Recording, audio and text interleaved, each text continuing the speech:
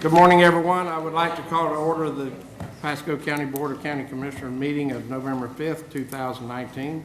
I would like to remind everyone to please silence all electronic devices at this time, and would like to ask you to stand with me for the invocation and the pledge.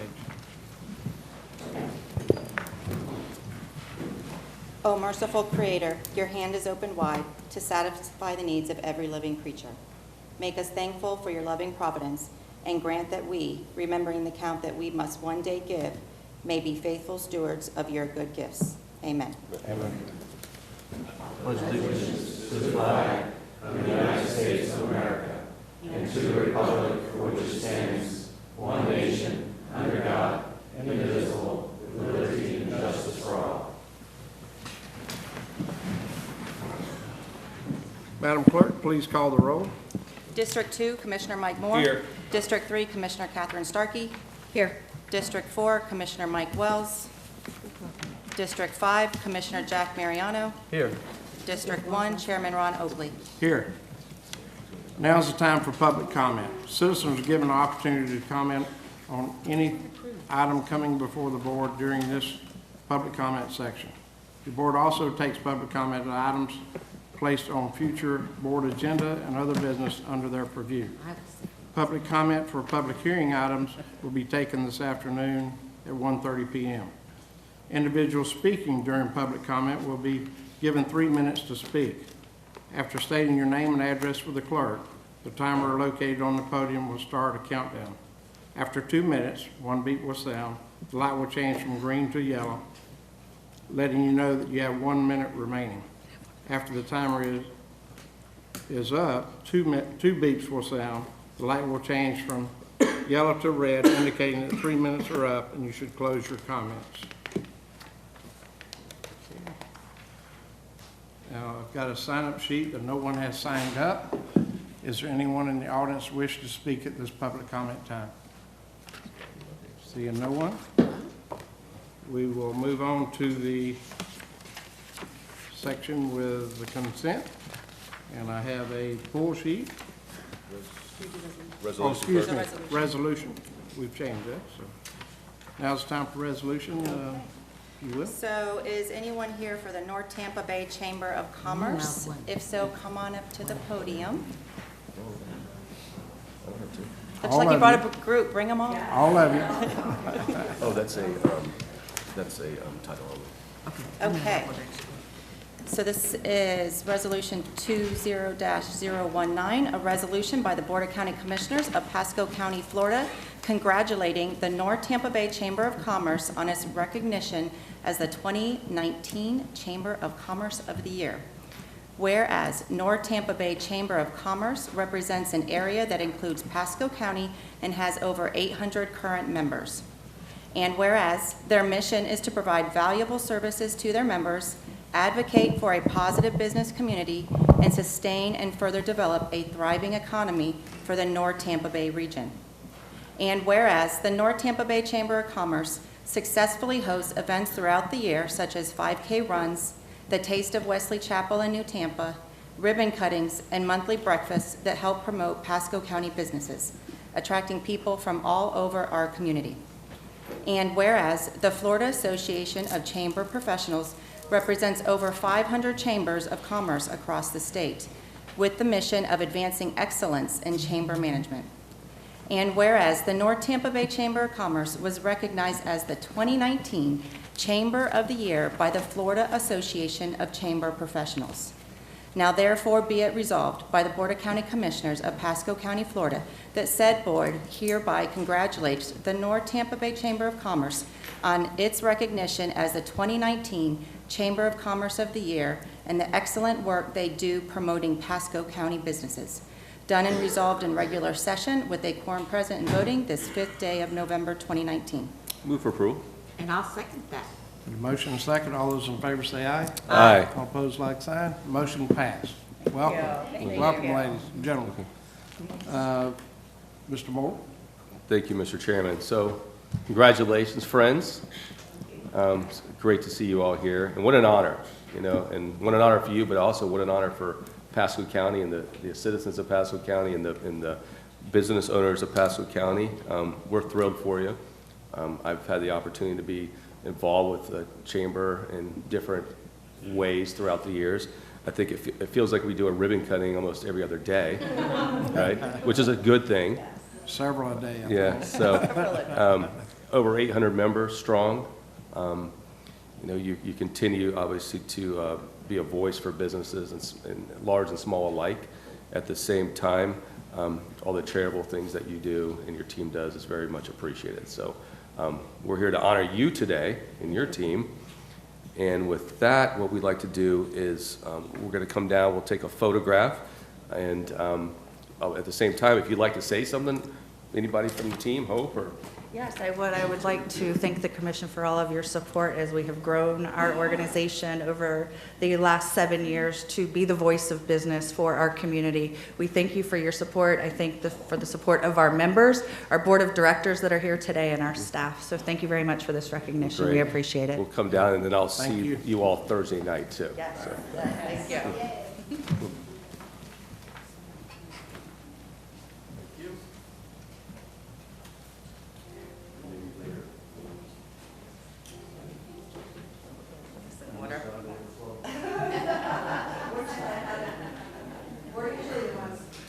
Tracy. Tracy. Put it on the sheet.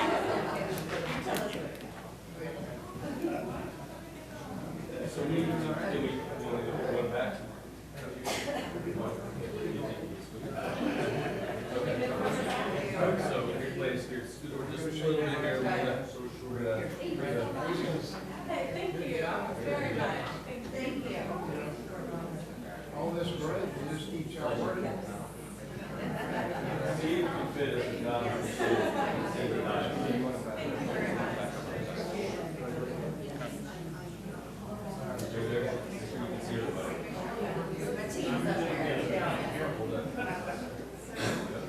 If we squeeze everyone in, we can fit.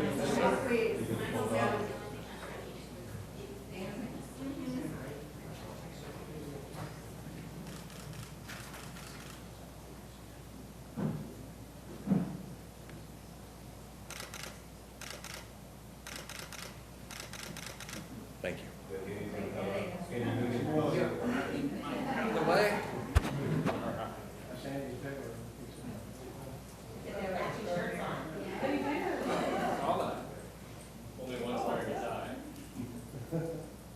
All right, one more.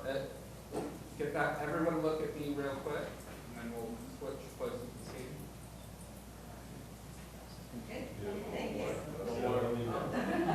Front center.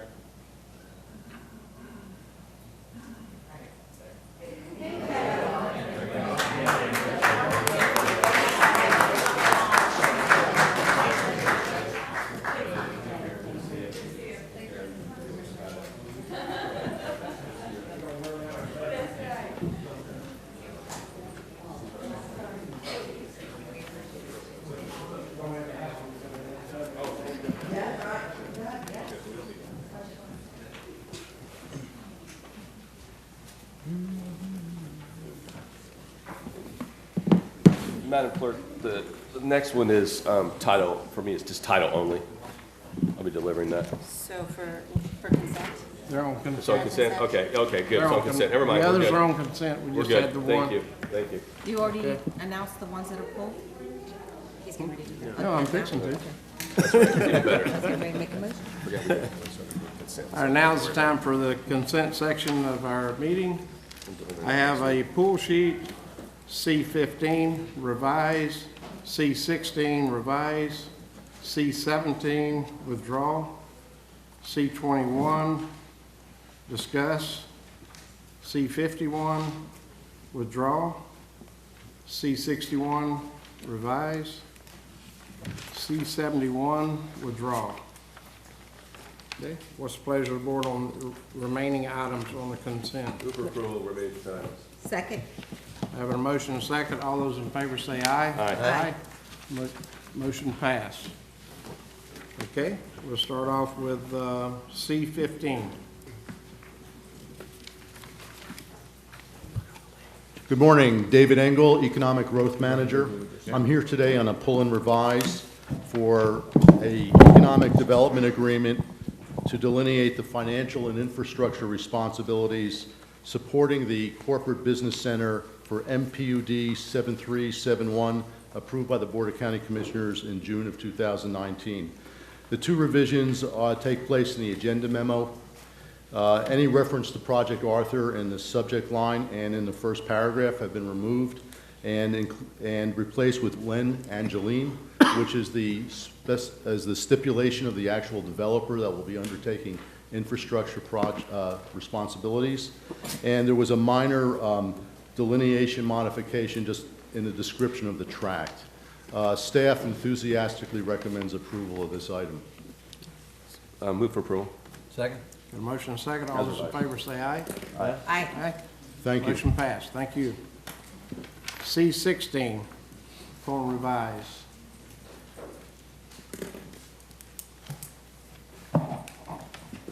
Good morning, Raymond Blanco, Deputy Building Official for Pasco County Building Inspections. C16, approved waiver of demolition lien interest. The revision is the link for the document was not correct. It was to the, did not open the actual document. We have it here to hand for you. Does the clerk have a copy of that? Since they're just doing it now. And the recommendation is for approval. Well, move for approval is revised. Does the clerk have a copy of that? Okay. It's in your blue folders. Okay, it is. Okay, beautiful. Okay. Oh, it's in the blue one? Have a motion Second. and a second. All those in favor say aye. Aye. All opposed, like sign. Motion passed. Thank you. C17 has been withdrawn, so we go to C21 to discuss. Mr. Chairman, Yes, sir. I actually pulled that and just looking for some input from fellow board members and obviously the designee that's appointed to that council to get their thoughts on this too. The reason I brought this up, I personally was a member of the Tampa Bay Regional Planning Council appointed by the governor back in 2014, whereas I was honored to be appointed to that organization. At the same time, I constantly wondered what I was doing there. I really wasn't sure what their motive was and what direction they were going to. Now, many years ago, if I'm not correct, they approved the DRIs. I think originally that's one of the reasons why they were formed. No longer do they do that.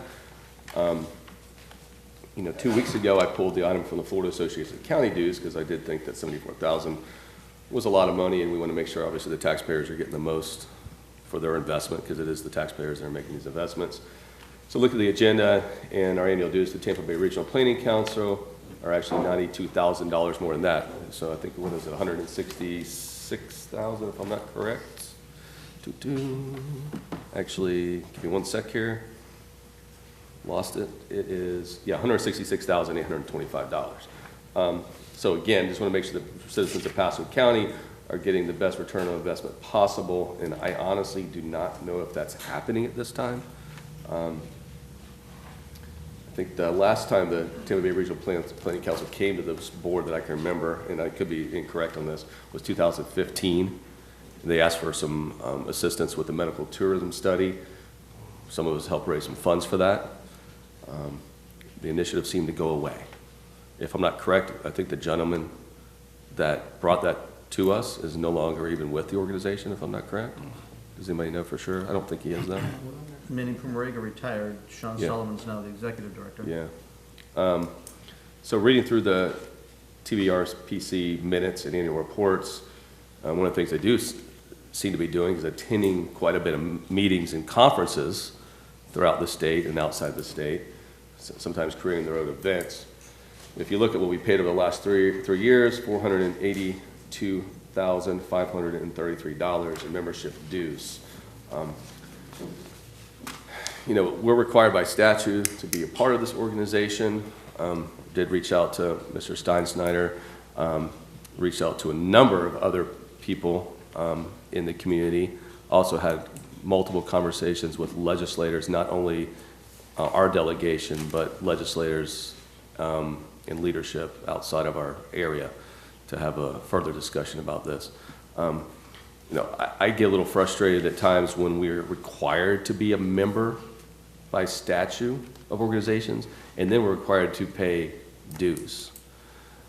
My opinion, it should be our choice if we want to be a part of something, especially when we're being required to pay dues. So when I talked to Mr. Steinsteiner, and also Ralph did some research, Andy did some research for me. There was an opinion by the Attorney General a few years back because there were some counties looking to leave their regional planning councils. Her opinion was, no, you cannot leave, you had to stay.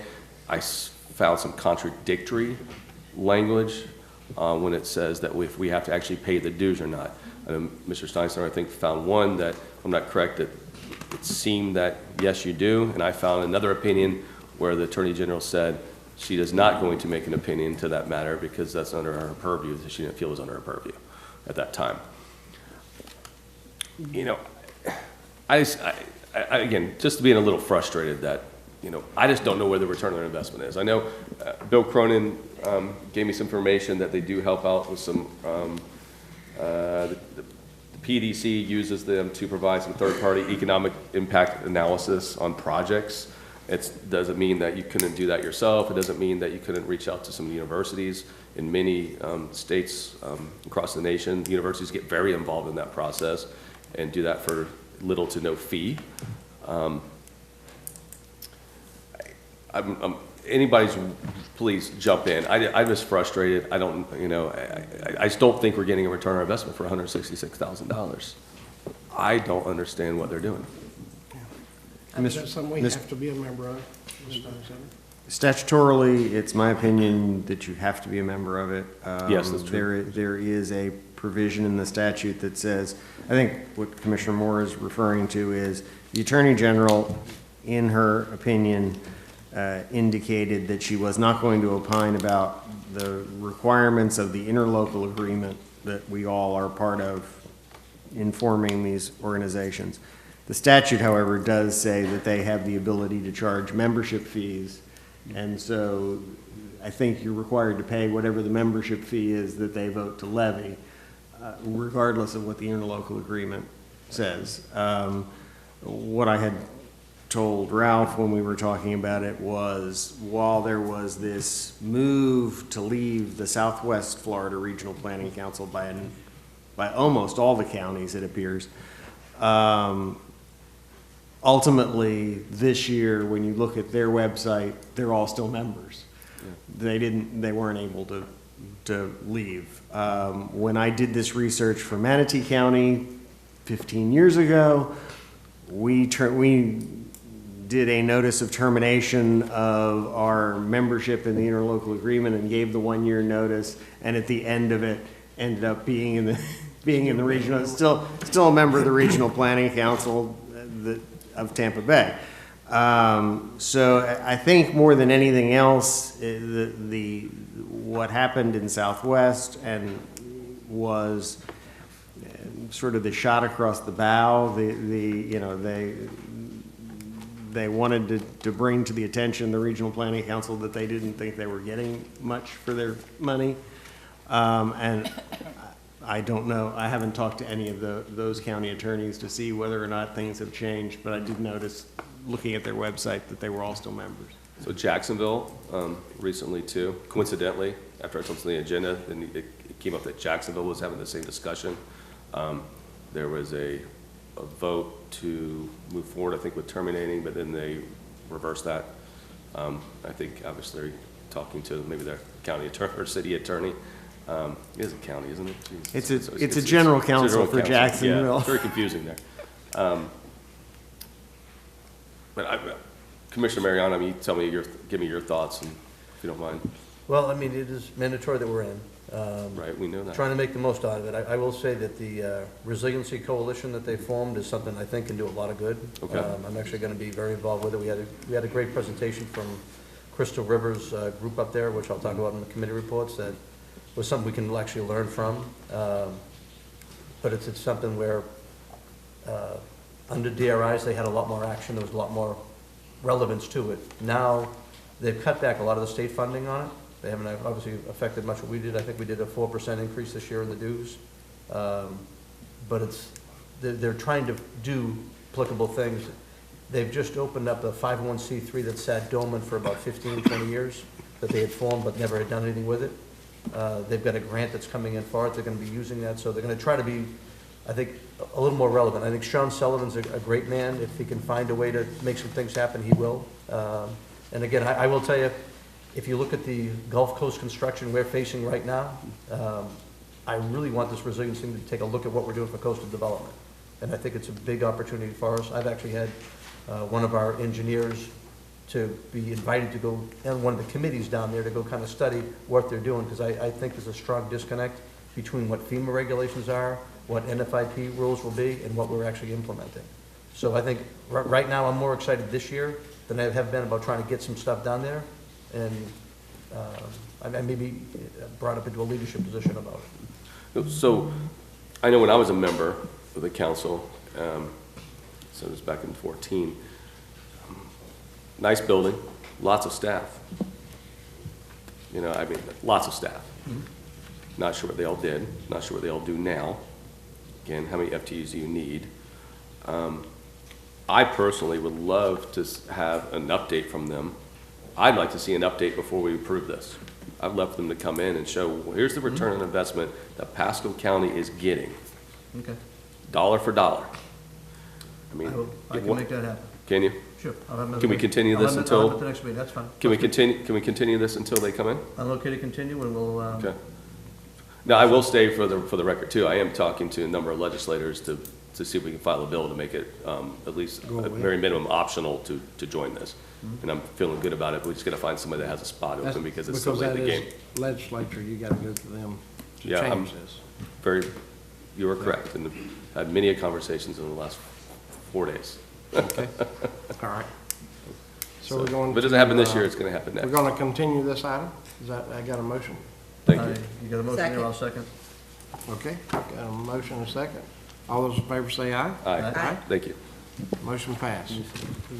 Okay, C-17 has been withdrawn. Yeah. That was one we just said before. C-51 is withdrawn. C-61 is to pull and revise. Good morning, Mike Carvalho, Public Infrastructure. There was a typo on C-61 on the task order that has since been corrected, and we recommend approval. Move to approve. Second?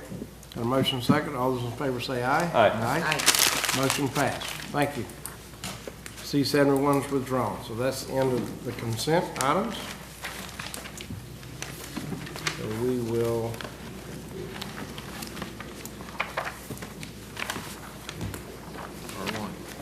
we go right to,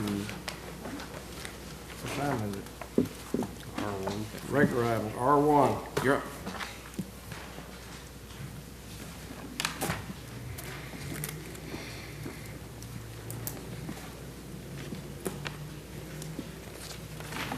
Good morning, Stacy Ziegler, Purchasing Director. I don't see it up on the screen.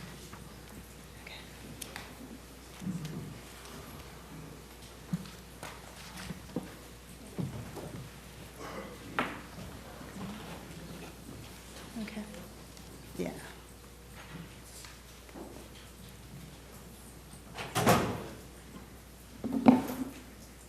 Better. Okay.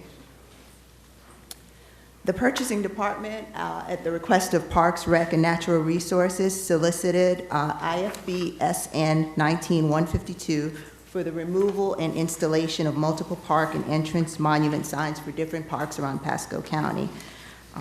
There are 8 of them, from Anclote Gulf Park, Anclote River Park, Eagle Point Park, Lake Lisa Park, Moon Lake Park, Robert K. Reese Memorial Park, Cruz Lake Wilderness Park, and Withlacoochee River Park. We received 4 responses, and they were all publicly read. Kenko Sign and Awning, hereafter Kenko, was the lowest bidder at $63,783.06, and DG Morrison Inc., DBA Arite, was the 3rd lowest at $99,402. At this time, it was brought to the Purchasing Department's attention that Kenko by Kenco that there was ambiguity as to whether our offeror certification form required signature, as they thought it was a local vendor preference form after we put local vendor preference into our ordinance. The purchasing department consulted with the county attorney's office and determined that it was in the best interest of the county to clarify that offer certification form and to go back out to bid. So that is what we did. On July 24th, 2019, the purchasing department resolicited bids for the removal and installation of multiple park entrances. All responses were received, publicly opened, and read. This time, 2 responses were received, Kenco and Arite. Kenco came in again as the lowest bidder at $82,783.06. Arite again bid the same price of $99,402. Local preference was not a factor, as Arite was not within the 10% of the lowest bid. Arite then filed on September 10th, 2019, with the county administrator a timely protest of a notice of intent to award the solicitation to Kenco. Arite objected on 3 grounds. They rejected the solicitation being issued for a new solicitation. They argued that the award to Kenco had an unfair advantage because Kenco knew their prior bid amount. And then they also alleged that Kenco failed to perform under a 2017 previous bid. County administrator denied Arite's protest based on the below determinations. 1, the county has the right to correct any irregularities and reject any and all bids in whole or in part when deemed in the best interest of the county. 2, there was no legal basis to reject Kenco, as all parties were aware during the first bids of the pricing submitted, and each party could have submitted new pricing. And 3, the work in question by Arite was accepted by the Parks and Rec Department in 2017, and thus is irrelevant to the current bid. That last statement should be Arite or Kenco? I'm sorry? That last statement should be Arite or Kenco? That the work in question was accepted by the county? Yes. Yes, it was accepted by the county, so it's irrelevant. Arite's argument is irrelevant. Okay. Is questioning Okay, the words. I got it. Kenco was the company. Okay. Okay, sorry. The board options. As a result of the county administrator's decision, Arite again filed a timely protest to the board on October 4th, 2019. The board has 3 options at this point. The board can accept the recommendation of staff to award to the lowest bidder, which is Kenco. You can reject the recommendation of staff and award to the protesting vendor, or you can reject all bids and direct staff to resolicit the bid. Parks, Rec, and Natural Resources Department, with concurrence from the Purchasing Department, recommends award to the lowest responsive and responsible bidder, Kenco, for a total not to exceed amount of $82,783.06 for the removal and installation of the multiple park and interest signs. At this time, both Arite and Kenco would like to say a few words to you in regards to the protest at hand. I think we'll start with Arite. Okay. Stacy, do you have time limits for the 2 parties? Yes, they had 10 minutes was the max For each? for each. For each one? Okay. Yes. Okay.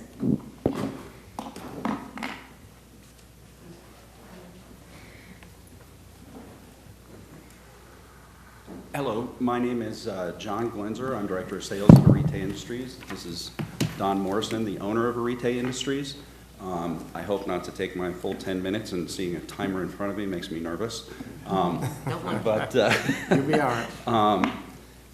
we stand here prepared to answer any questions about the nuances that got us to here. But I think as business people, what we're really here is that the original sign that was built back in 2017 did not follow the specifications at all. In other words, there was 2 stone columns that were specified, and there's a sign in between the 2 columns. I actually have photos. I submitted photos We actually helped the county with the design for no charge on those. So when the signs were constructed, there was a blatant disregard for the fact that there was stone. I don't know how to hand these out to you guys, so I just... Move to receive. Pardon me? I don't think we're keeping them. Oh. There's just to pass around? Yeah, I've got 5 copies. Oh, you do have 5 copies? Yeah. Okay. Move to receive and file. Okay, a motion That's to what it's like. receive. Give them to All them. those in favor say aye. Aye. Aye. Okay.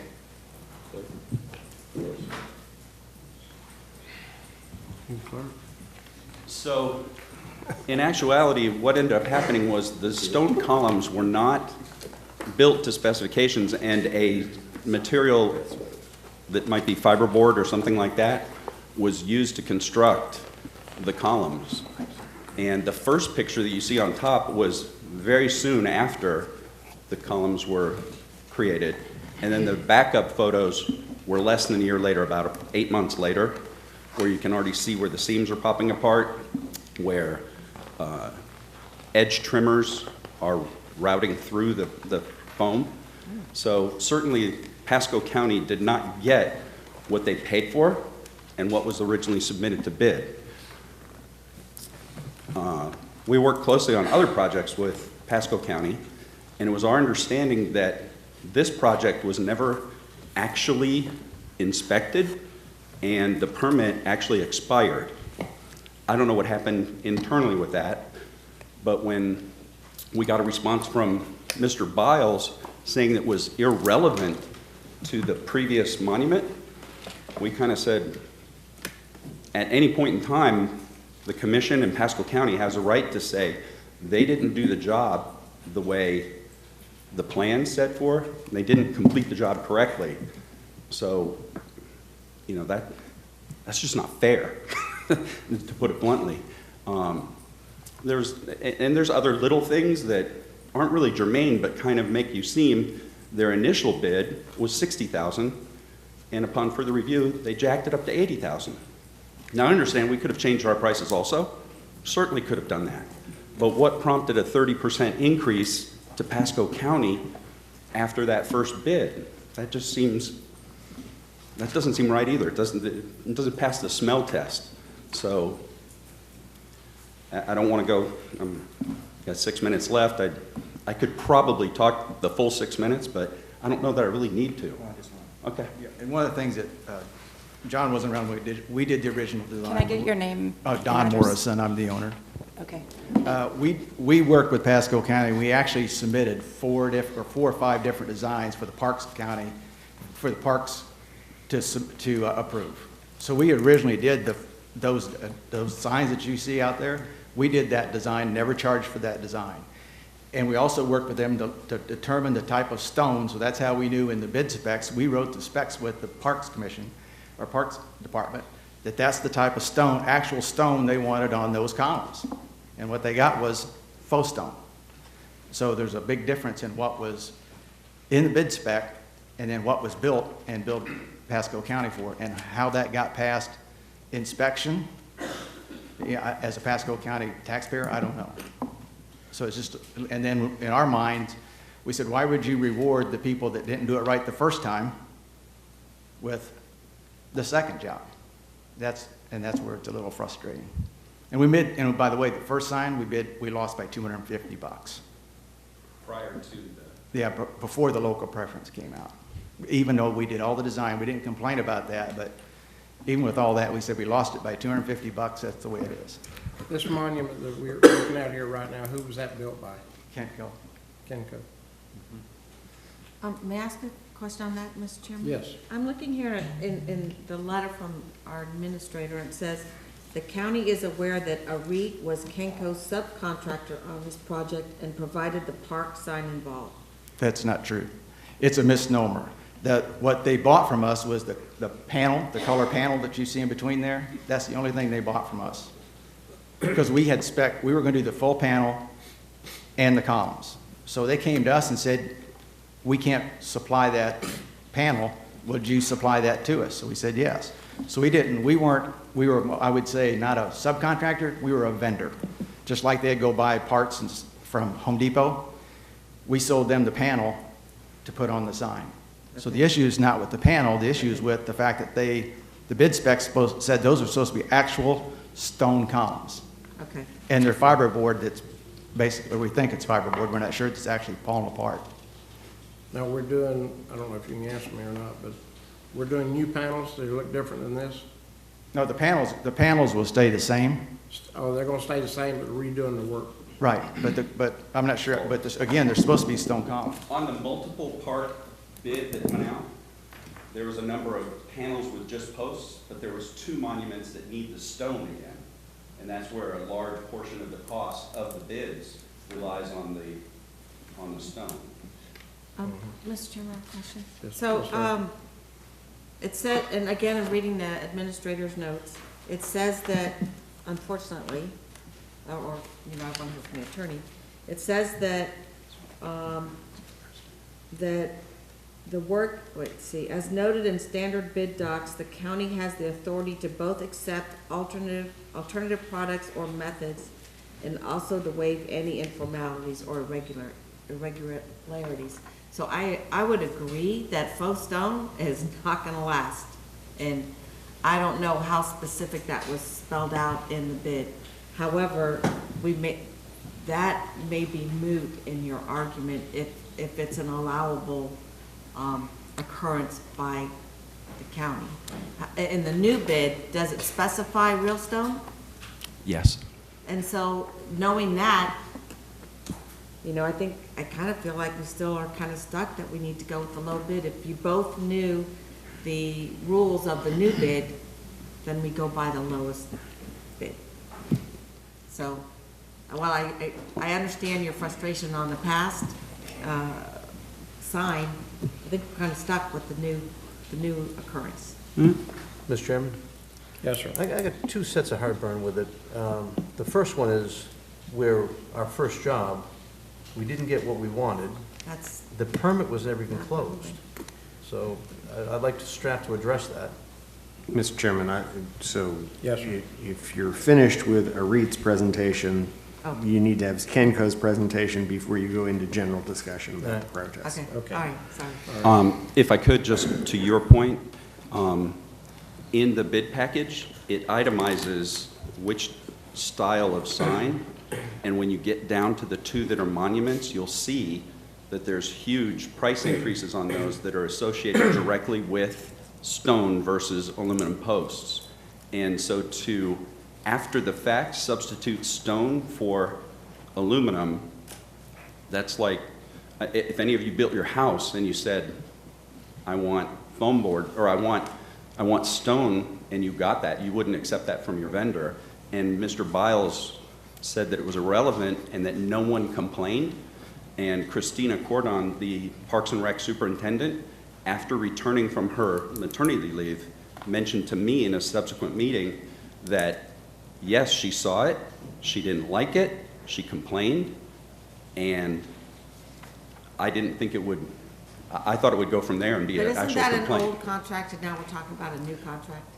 Yes. Yes. Except that the same rules say that Pasco County can debar a bidder for that subsequent after at any point in time. But we did not. Today, you could do that, though, is what my understanding was. You could say, today, we found out this, and that's not fair. Don't know, Mr. Chairman, yeah. Let's hear from But Kenco. I'd want to hear from the county attorney on that. I mean, yeah. No, I don't believe you could. Okay. Yeah, that's what kind of. You've already, rightly or wrongly, staff has already accepted this work on behalf of the board. It's probably And have at to this be point, replaced. and in fact, with the testimony that we knew that it was not the correct stuff, I can't see how you would then proceed with a debarment procedure now for that vendor. Yeah. I think, Mr. Chairman. I Mr. think Moore? this is something separate that we're going to have to take up as separate commissioners with the staff and ask those questions outside of this public hearing, if I'm not correct. Will we then be able to cross or anything like that and rebut anything else? Because if we go down into the weeds, I can answer any question versus how they increase their bid to just under the 10% local vendor preference. after knowing what our bid was. Yeah, but I think That's a you had the question same for us to opportunity to have. change your bid too. All right. Yeah. It's a Okay, question, thank you. which I will bring up. They could have done the same. Okay, Where's Kenco? now we're Kenco here. Please state your name and address for the clerk. Eric Spar, Kenco Signs, 1539 Garden Avenue, Holly Hill, Florida.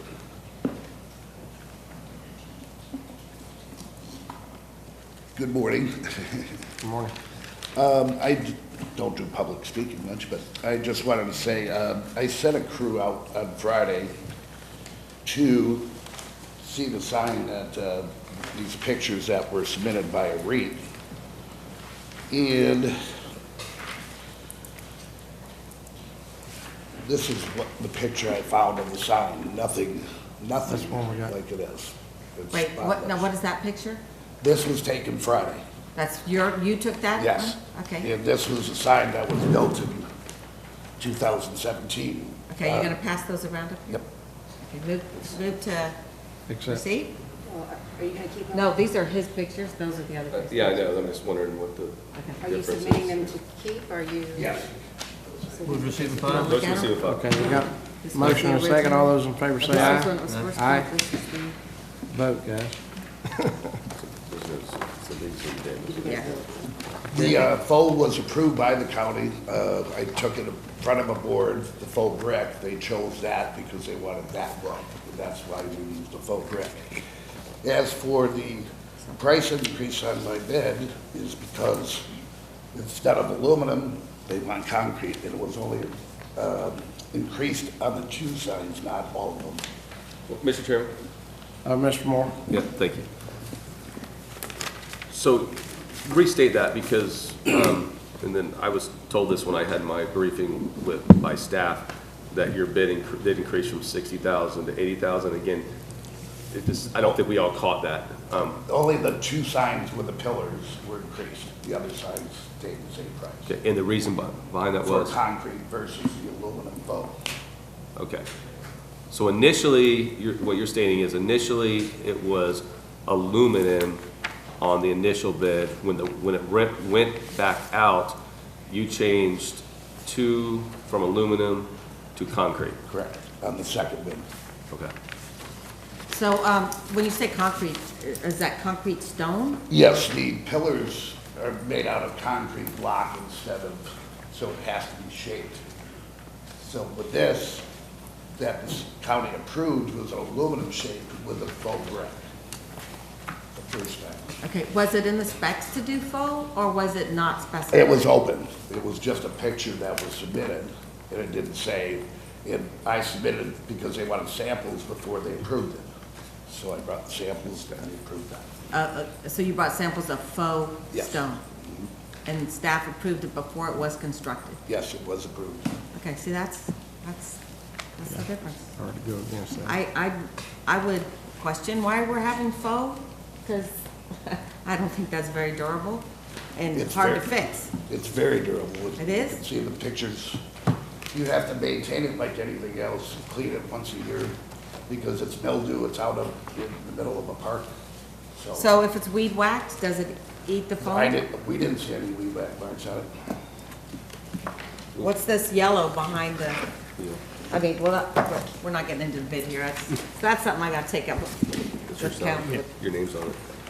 Yeah, my name's on it. I don't want any foam, so I don't want this yellow stuff. So I want the real stuff. Okay. Mr. Chairman? Mr. Mariano? Yeah. We take care of that side of the government. Should we show him the pictures with the close-ups? and Let him comment on them? That's what we were just, I don't think you've seen the close-ups, though. Well, there's, I'm handing one over to you. This is what was submitted. I mean, it's all public record here, so here. I think he's asking you if you saw Have him those. take a look at those three pictures. Well, you gotta give the microphone though. Take those. Go and back go to the microphone. There you go. I'm not sure this is relevant though, because. Well, it's Commissioner not- Mariano asked.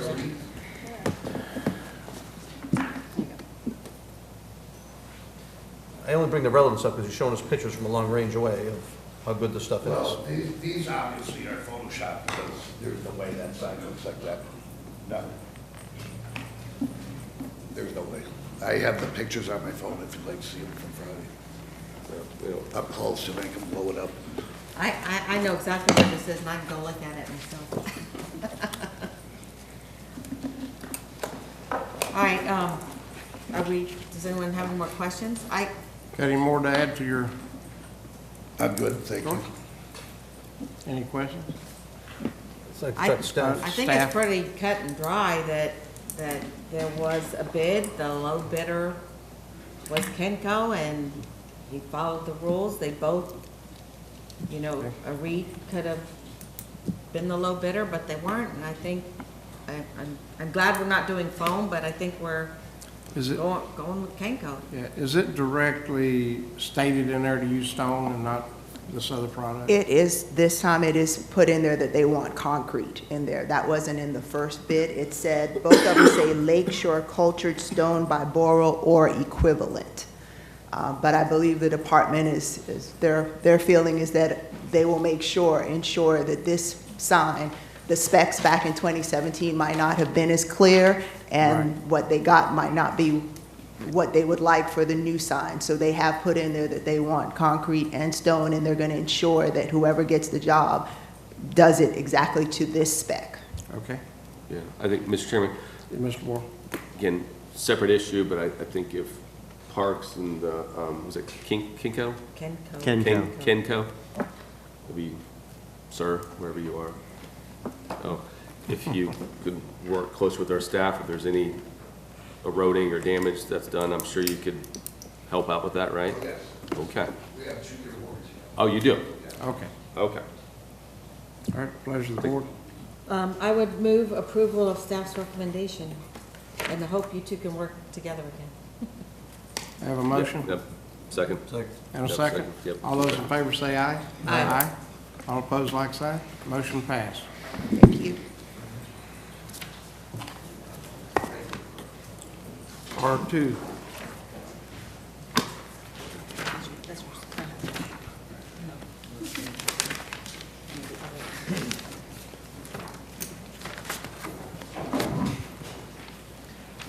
Good morning, Curtis Franklin, Parks Rec and Natural Resources Project Manager.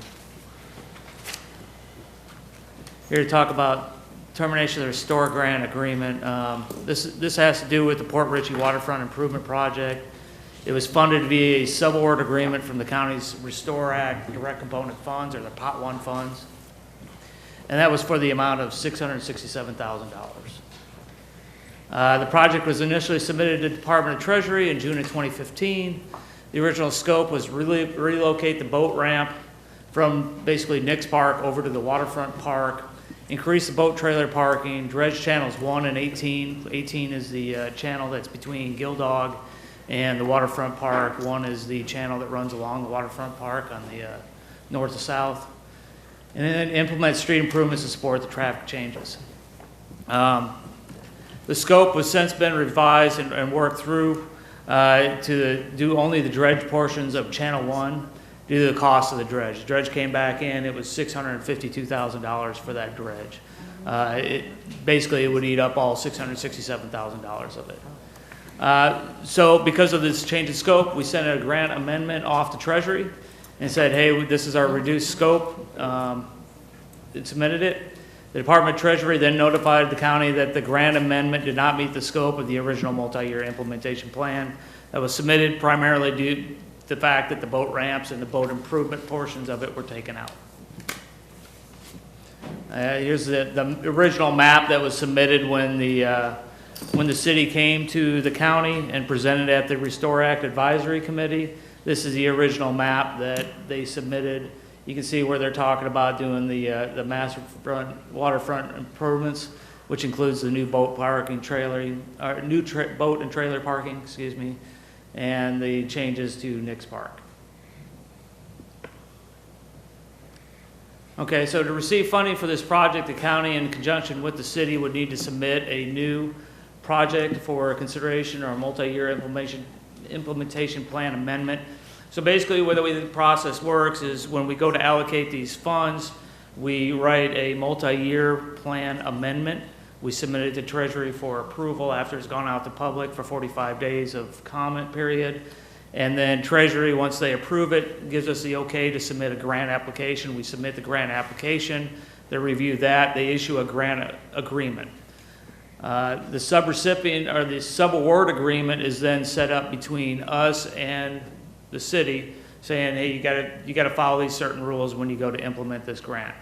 Because the subaward agreement is in place and the change of scope is in place, the recommended course of action is to terminate the agreement with the city without cause with a 30-day notice. That is part of the subrecipient agreement that was installed in there.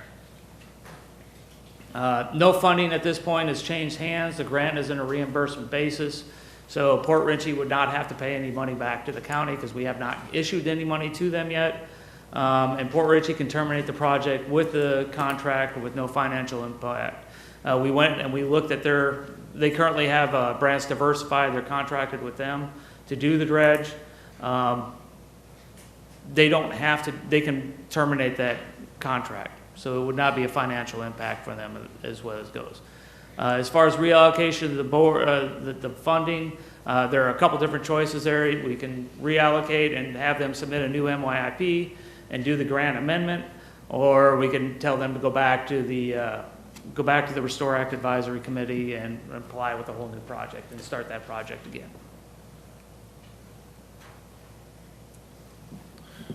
So, Mr. Chair?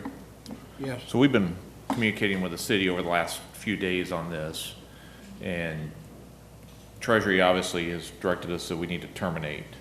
But they did say there were a couple different options we could go through. One is kind of what Curtis outlined. He kind of went through them both. One is to go back to the very beginning and start over. The other one would be, as if the board desired, the board could say, city, you go back, resubmit an application, but we'll hold this for you while you do that process, and then we'll go right back to Treasury.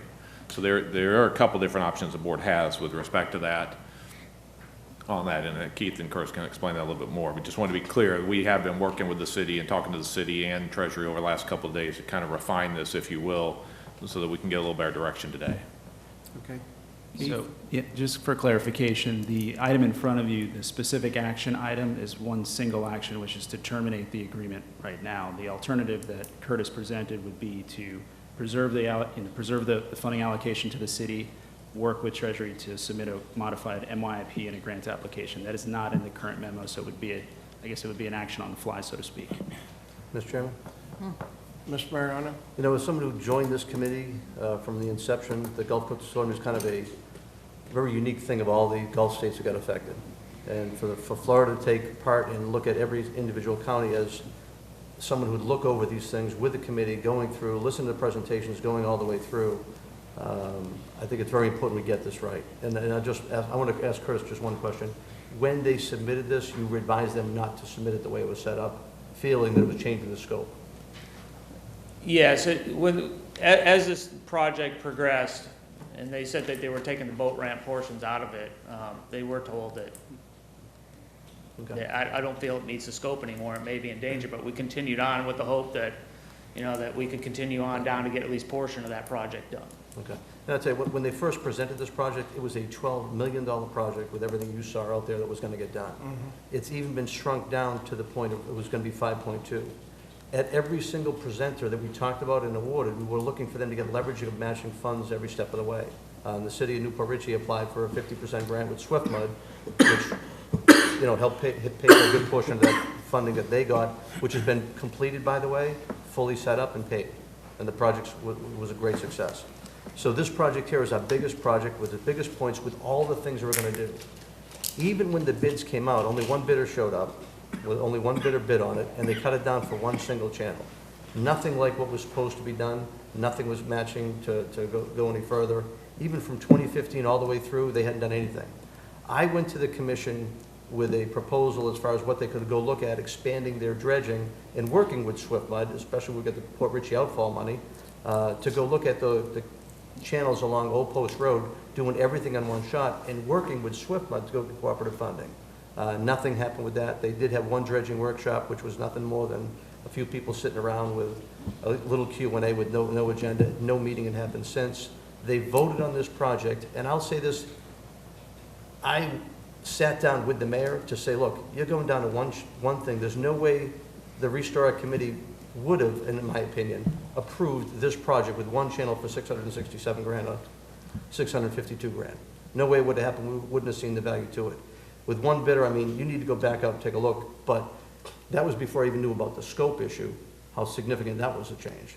So I think staff's recommendation to terminate is the right one, and I'll make a motion for that. Before we go to that motion, is the mayor from Fort Ritchie, he's not here? I haven't seen. I haven't seen him, or? Yeah, I don't see him here. So he's not here? Okay.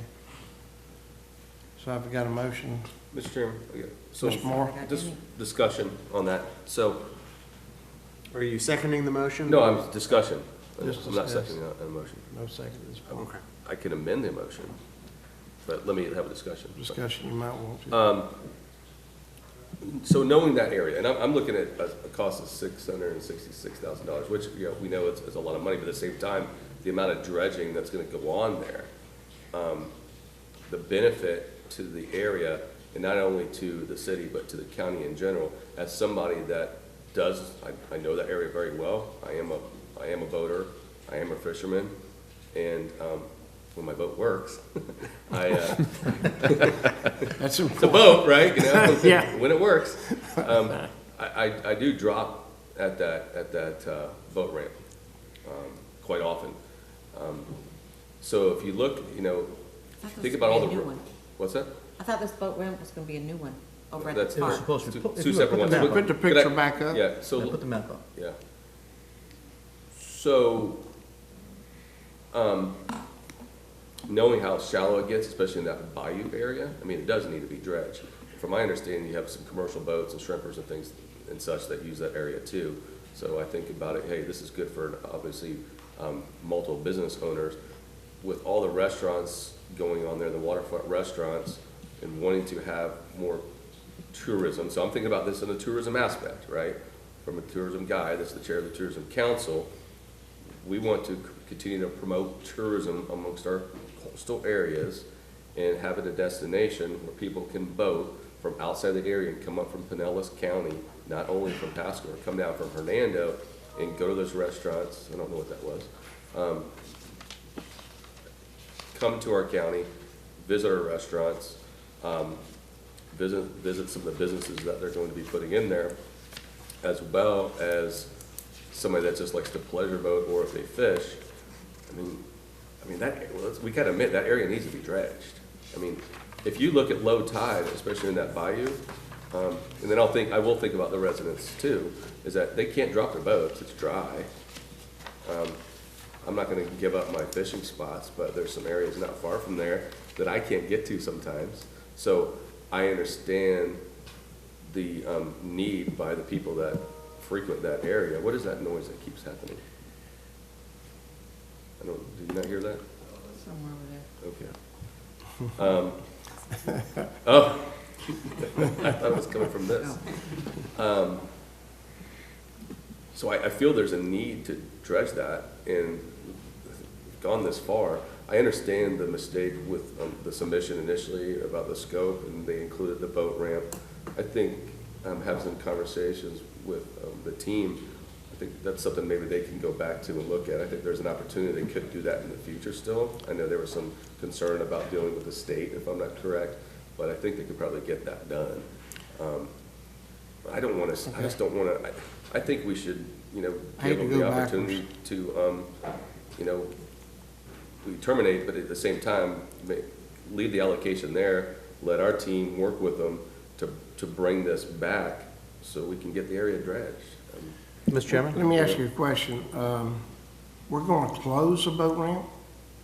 No, that's two separate, no, we're not even talking about closing. Yeah, Mr. Chairman, if I could? This is all We're about going to dredging. leave one open and then. No, make take the a boat new ramp one? out of it. Let me just kind of go over what, I mean, as far as terminating, we need to terminate this part of it. I'm happy to go back and work with the city just like I was trying to do before. Yeah. So let me just explain. If you look at the lower part there, Nick's Park, that's where the one boat ramp is right now. All right. Okay? And they don't want to, they were going to change it and move it over to the waterfront park, the light green area up to the top. Okay, that's not going to happen now. What do you mean change it? Yeah. They were going to move Who was Nick's gonna Park move? and just the city. Was Oh, gonna they make were that gonna just move a it to the parking area. waterfront park. That was just going to be parking. Let's not. Then they were gonna play move that. it to Waterfront Park and make a boat ramp there. Bigger parking, bigger facility would have been a lot more beneficial. That's what one of the big things of the Restore Act Committee was looking at, to say, okay, they're really gonna do something to increase tourism, decrease boat traffic, et cetera. The first connection, you see in the purple line that's on the map up there, that was gonna be along Gildog's channel out there and then out in front, all the way through. Now, I wanna say this, in looking at what they were gonna dredge, those are two good channels to dredge. One of the things that did get left out was out in front of Whiskey Joe's, there's a Yeah, sandbar because we that's there. can't go there in our boat. So, Big sand. and frankly, We hit in looking at doing this whole thing, we just got the $5 million award from the BP Restore Committee, from the State Expenditure Fund, the Port Richey outfall. All that Port Richey outfall, it goes into the area, if you look at the items 14, 15, 16, 17, the light blue channels up there, look right to the right side, there's like a little bit of a lake that's there. That lake is part of the Port Richey outfall. Swift Mud works with that, we work with that. Quist Drive is is just below Quist Drive, is at the 15 channel. That's the one we went out there on during Hurricane Maria, where we had for $8,500, we had an in-staff person come out there. During the emergency, I said I was gonna go reach out to Governor and DEP and Swift Mud to try to get them to go clean this silt out that was all around there. That's where they took out the 4 truckloads of dirt. When they pulled all that out, it helped the flow, but there's still more work to be done to there. Those channels, 14, 15, 16, 17, and even all the way down to the Gildog channel, though indirect, all takes all that stormwater from everything that's over there. So the Suncoast Mobile Home Park that floods up, we always put pumps out there. All that benefit to everything in there, we can go put a study in together with Swift Mud, study that whole outfall right in there, combine it with what we've got from the State Expenditure Fund, and put a massive group. Instead of spending $667 for getting one channel done, I'm gonna say when we get all said and done with this thing, we might be able to get all that done with that same amount of money, getting matching money from Swift Mud, if we approach it correctly. Isn't that dredge permit gonna expire? The dredge permit's gonna expire, but they can get another dredge permit. But if we need to go take care of, like, let's say Whiskey Joe's, this whole thing needs to be redone if we're gonna redo it. Let's do it right. What they're doing now is shortcutting everything doesn't have near the benefit could have for the whole area. And if you really want to upload everything here and fix stormwater, which Commissioner Wells talked about long ago, when he was gonna get behind, look, I wanna do the dredging part, I wanna help get that done, but I wanna make sure we're gonna help stormwater stuff. This is directly into a major area that we have a stormwater problem on, that this can actually fix it, and then we could probably reach out to the residents, get them maybe to help all the way through. But we can do so much better with what's here.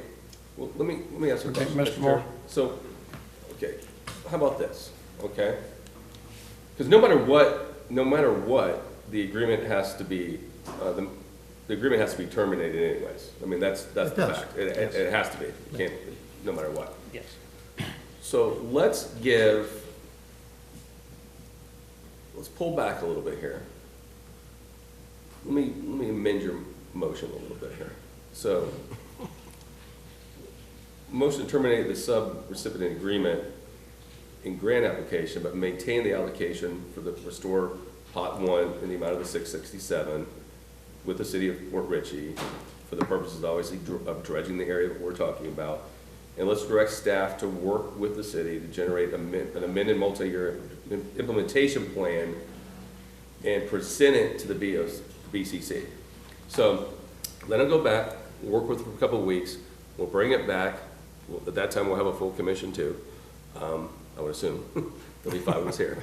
And then if you don't like what you hear, what staff's working with them on, then just vote nay. But let's let them go. Let's let them go back out there, work it, and bring it back to us. I mean, I personally, and this is from again the tourism mindset and somebody that's a consumer as a citizen that uses this area on a pretty frequent basis. I understand that dredging needs to be done. It's obvious it needs to be done. I don't think we should just cut the cord. Give them the opportunity, go back, bring it back to us. Right, but, and again, I'm cutting the cord just for this one agreement. Right. But that's gotta end. But I'm the happy to- difference is he's saying reserve that pot I'm of okay with money that. I'm okay with for that. a And I wanna get Swift Mud in the conversation, DEP, who's gonna have to go get the permit in the conversation, and maybe the Army Corps too, and let's go to put a big plan together to do this whole thing. And frankly, I think it should go back, even to the Restore Act Committee, let them relook at it, because that's where it's gotta be initiated. You probably have to do that anyway. And I think that's probably on the agenda too. So So let it go to the. you want to amend your motion? I'll amend my motion to, we terminate the agreement first. Then we have them go work with SwiftMud, Army Corps, DEP. It's gonna be forever. Go back to the Restore Committee and put a new plan together and present it. And then after they present it, then we're gonna get to see it. But it's gonna take some time to do this right. I mean, SwiftMud, frankly, had they listened back in July or June, they could have already started this process with SwiftMud and maybe got into this year's allocations through October, but they didn't want to go do it. So they're gonna delay themselves a year, but I'm gonna tell you, I think we get all the permits done again anyway. It's gonna be another year delay to make it happen, but we can do so much more what's there. There's so much more potential than dredging one channel for the same amount of money. We're supposed to get a boat ramp park, a waterfront park, and then all the dredging in the front. We could do so much better. Mr. Chairman? Mr. Moore? So my understanding is that the mayor is looking at adding another boat ramp at Nick's now. So you have where the boat ramp is, and you have space on the right-hand side of where the dock is. And then he's also looking at purchasing parking out front. I mean, it doesn't need another ramp, we know that. I mean, and there's not enough parking sufficient parking for just the one ramp now. It gets busy if you're not out there early in the morning. Even on weekdays, sometimes you're not gonna get a spot. On the weekend, you're toast. That's just the way it is. But again, I think, Keith, do you have anything you wanna add to this? I mean, I just don't wanna see this.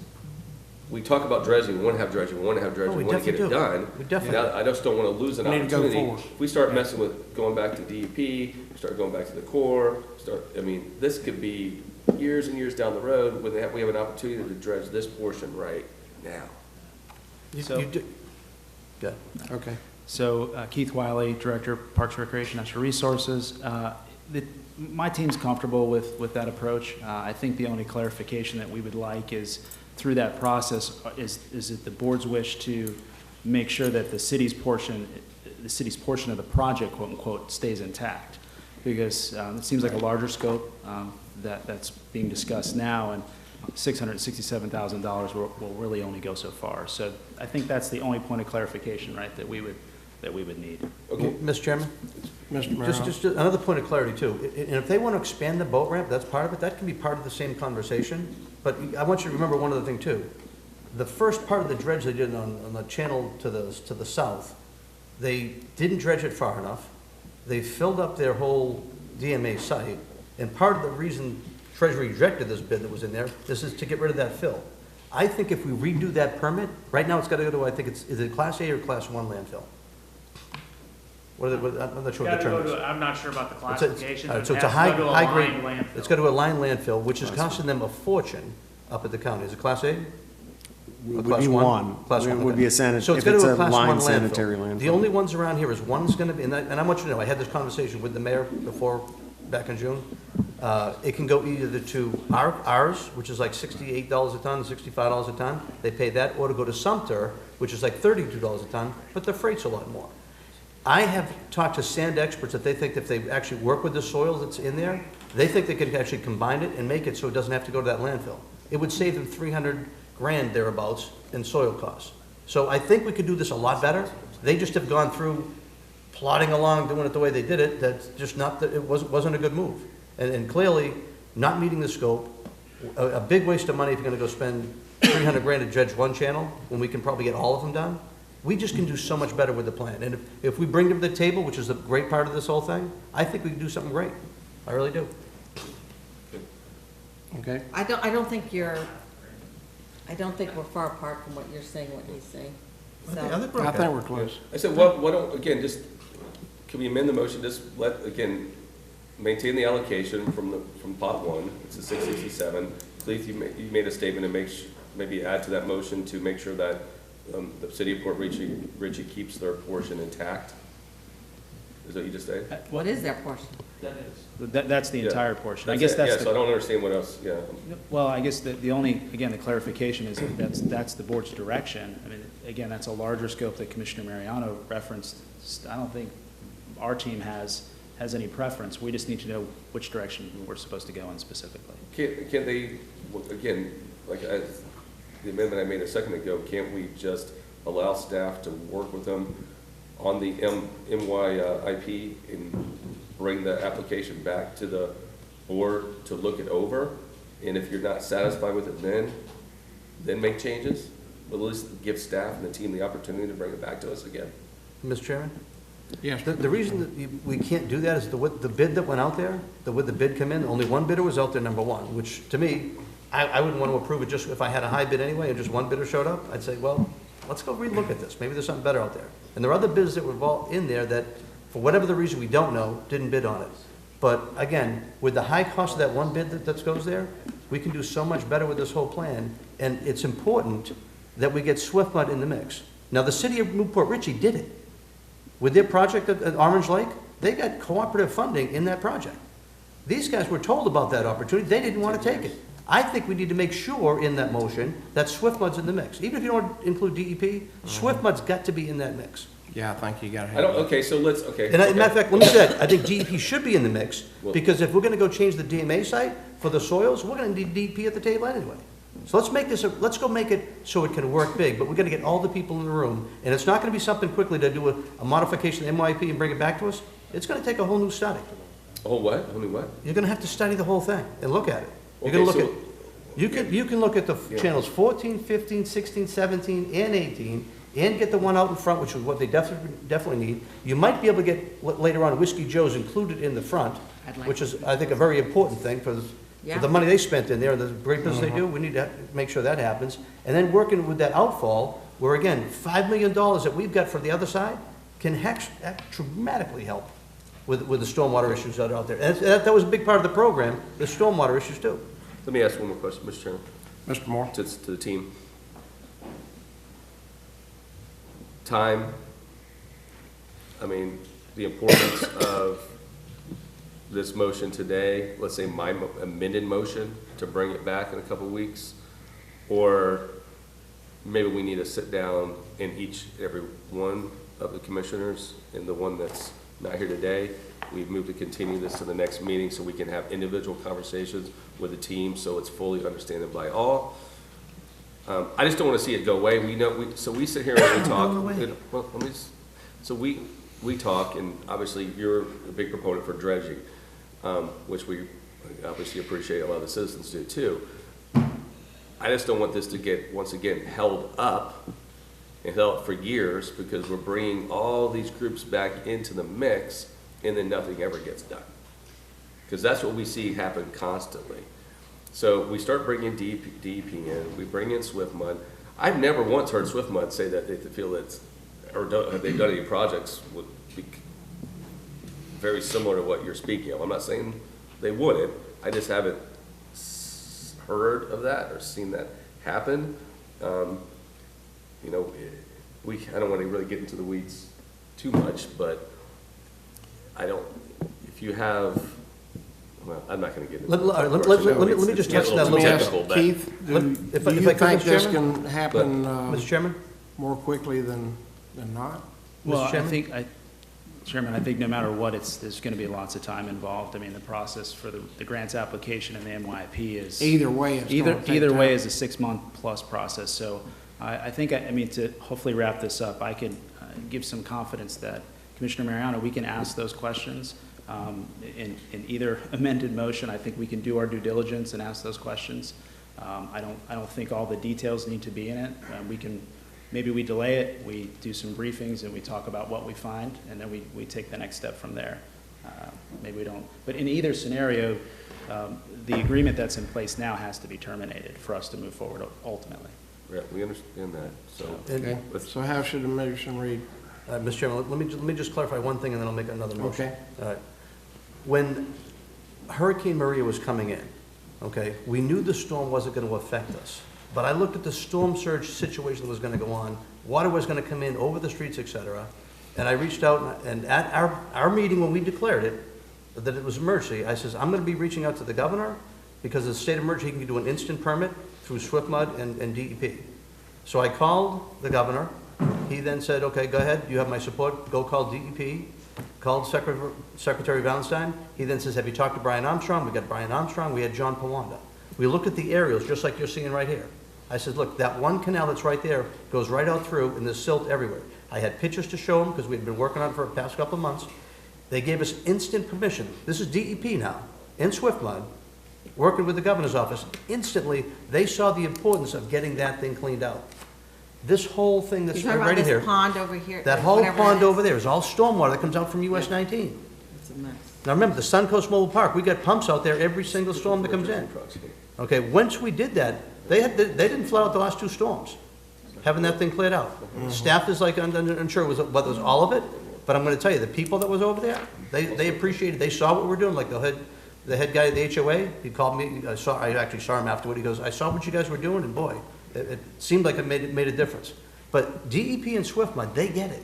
They want to make this thing better. Okay, and The whole state. that's for that stormwater pond, if that's what that is. But Yeah. how does that, so now I do believe in my talks with DEP that they do fund dredging when it helps to Yeah. help flooding. Exactly. Pinellas County just got a big grant with the help of their federal lobbyists to dredge Anclote River. So I do think there is maybe a possibility for DEP help. I don't know if these houses here flood or if that dredge would be to help the mobile home park. Well, here's what's gonna help. That pond that's right there goes all the way down, so from all those channels, you can go down there, and in the road, there's a marker saying, this canal floods to the Gulf, so, goes to the Gulf. So it goes from the stormwater pond, and each one of those goes all the way across. When you look at the 18 one at Gildogs, there's a trench that goes from Waterfront Park all the way down in front of his property, all the way down, and connects right there. So it doesn't do a direct connect like it does to the canal, but it goes through a pipe that goes right out there. Every one of those will help with stormwater. When stormwater surge comes in, it's going over everything anyway.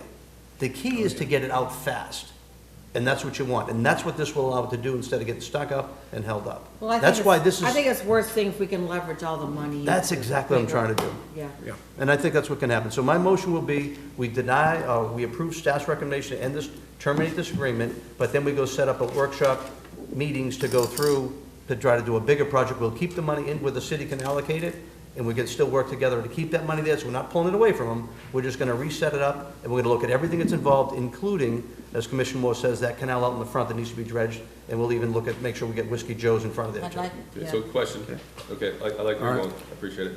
So we'll maintain the allocation for the pot 1 in the amount of 667. We're not gonna have to go back to the restore committee or the RAC again for that. Well, I We're gonna think we maintain should. it.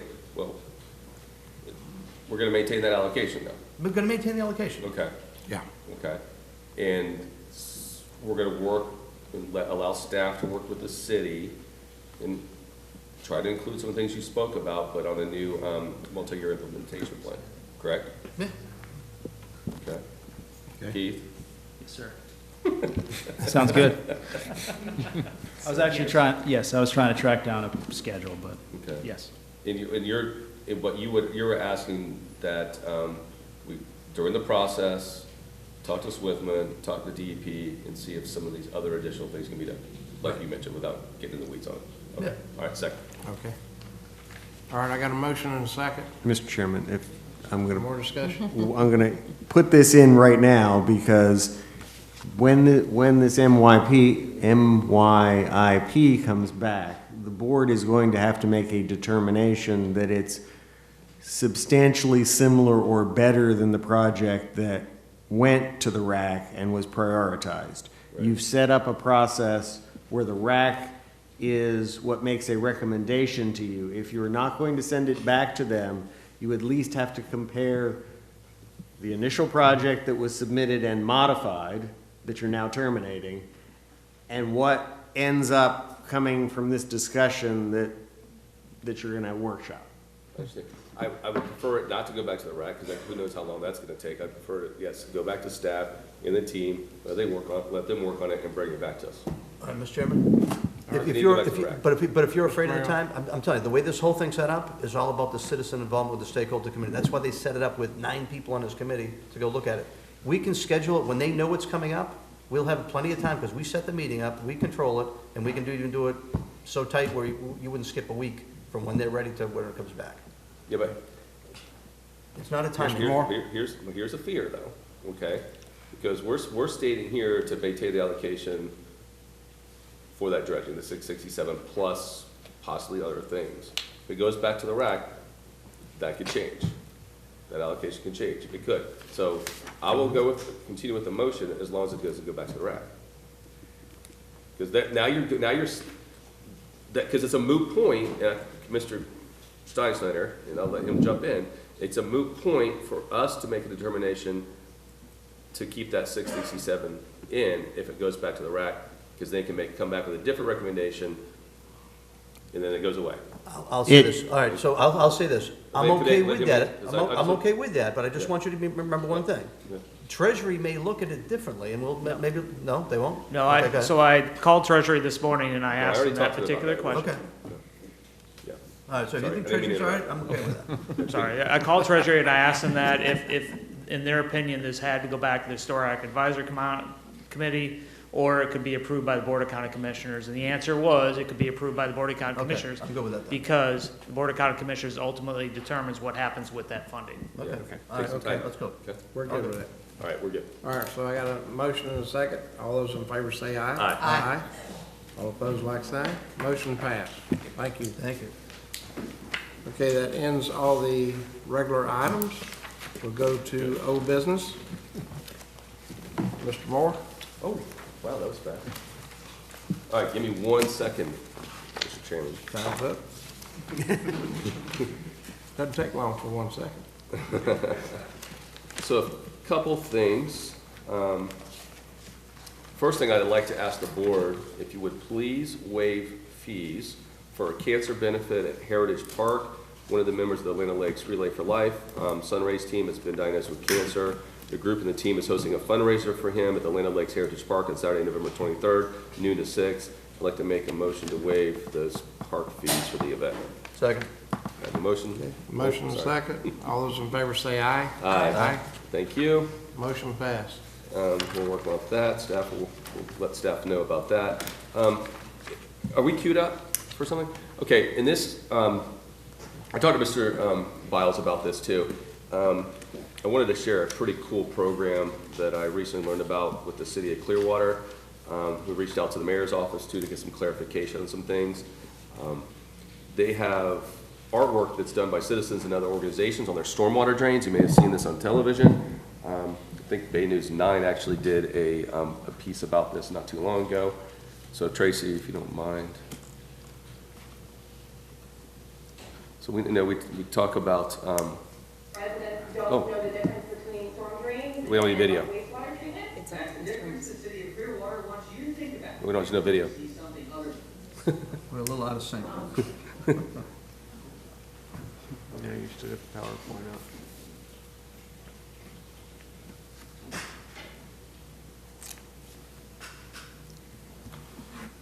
The water going to the storm drain. So anything that helps. We need a technical person to assist.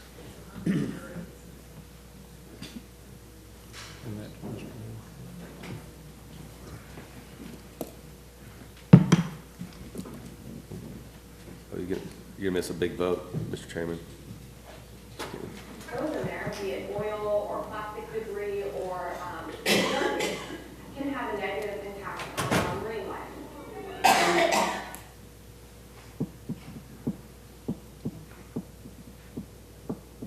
Eric, do you need to step in on that one? You think you know? Well, in the meantime, while we're working on that, I'm gonna move on to something else until that sets up. Oh. There we go. All right. Thank you. We can start it over real quick. It's quick.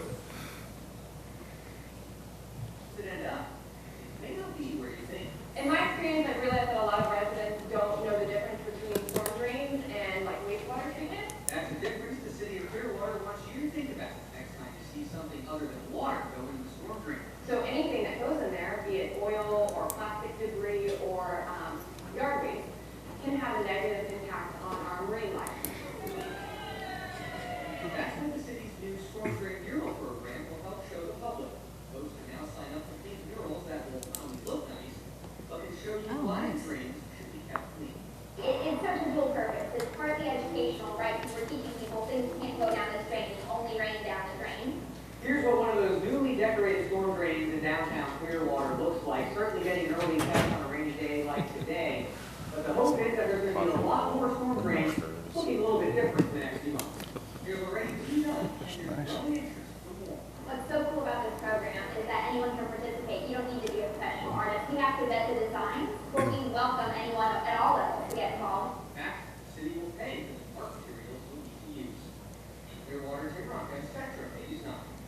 love that. Okay, neat Nice. idea, right? Very nice.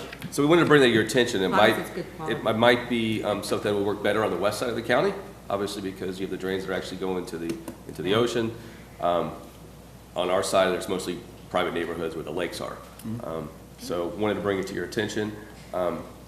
We have information. Andy can actually share it with you if you want to move forward with it or want to think about the idea. What they do in Clearwater is that they provide the paints and the brushes, and it's more citizen-driven. And you would reach out to the county. Well, here you would reach out to the county, who would loan you the paint and the brushes, and he would bring it back. You have to submit your plans ahead of time. You know what you're going to paint on there, and then that person or that group or organization is also in charge of maintaining that because we want them to keep it up, and at times it's going to have to be repainted. So pretty cool idea. I think it'd be neat for the area, especially on the west side of the county. So if you're interested, we want to move forward with it. We can. I don't think there really needs to be any type of motions. It would just be something that we would institute. I think it's a cool idea. I like it. Okay, cool. Yeah, I like it too. So we can I do too. talk further about it. We got some more stuff we can give to Mr. Biles. He can share with you, and if you want to move forward with it, we can go from there. Okay, thank you.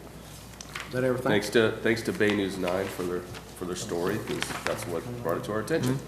And thanks to the mayor of Clearwater and their team for getting back to us. One more thing, you probably saw. The question is really, do you want to support? No money, but do you want them to? Let me see, update on letter to EDC. Okay, that's going through. Pinellas County lawsuit, that's still moving forward. I saw the article on the FloridaPolitics.com last night. Pinellas County filed their brief with the Supreme Court on the property tax lawsuit. You know, I think I've been pretty clear, and I think most people on this board have been pretty clear. And we think they need to pay their property taxes. Maybe a little sarcasm, but maybe not. Maybe we need to look at buying some land in Pasco County or Pinellas County for our citizens. There's some good investments in that area. I actually did a little research last night, and there's some great beachfront property that's for sale with hotels. I'll take a condo in downtown St. Pete. Yeah, and there's some great property. So, but in all seriousness, you know, I mean, they have, I think it's over 12,000. It's over 12,000 acres in Pasco County. Again, not paying their property taxes on, forbidding, and they're fighting this. The amount of time and energy and money they're spending on it, they should have already paid their property taxes. But for somebody like a county like us, you know, in which cities and counties seem to be making investments in other areas, I don't know. Maybe we should look a little bit closer with some of our investments, how we're investing our county money, and get a better return on our investment and invest in some property in Pinellas County. Well, I guess It's pretty good returns. Probably get better returns than we do now. Market's hot, right? I think the court's going to answer the legalities on this, but there's also maybe possibilities through Tallahassee to put in statute what happens when one county buys property in another county. Yeah. So, or a city buys property in another county. So I don't sit on the finance committee anymore, but I know we work with our vendor to look at our investments. Maybe let's look at some investments in Pinellas County, see if we can get a good return. No taxes. Well, yeah, think about it. $3.5 million property. How much do you pay in taxes? We save that. Wow, it's pretty good ROI. All right. That's everything? So, well, I'll ask the real estate department to start looking for some property over there. You done? Mr. Moore? I'm done. Thanks. Okay. First, I want to remind you that we have lectures on the lawn Thursday with Gary Mormino, who is a retired USF history professor and a celebrated author. He does a great job of public speaking and talks about the history in the area. And this one's on fun Florida food facts, and it's going to be very interesting. Also, we're launching the Pasco EDC Global Competitive Committee or Council, and so we'll be kicking that off next week. And we've got a number of people in the community that have stepped up to chair different responsibilities. And after everyone's agreed to everything next week, I'll come back and tell you a little bit more about what our big plan is. I also wanted to talk about a board meeting that is going to conflict with the NACO legislative conference, and I want to bring up that date. I think it's in, is it January? Jack, do you have those dates? Check.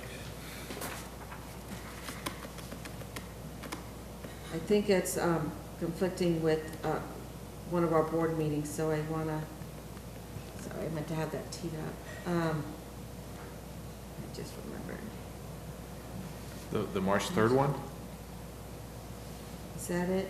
Okay, is that a board meeting, March 3rd? Yes, ma'am. Yeah, so I wanted to see if we could, it's plenty of time, see if we can move that forward or backward. March 3rd, March 3rd.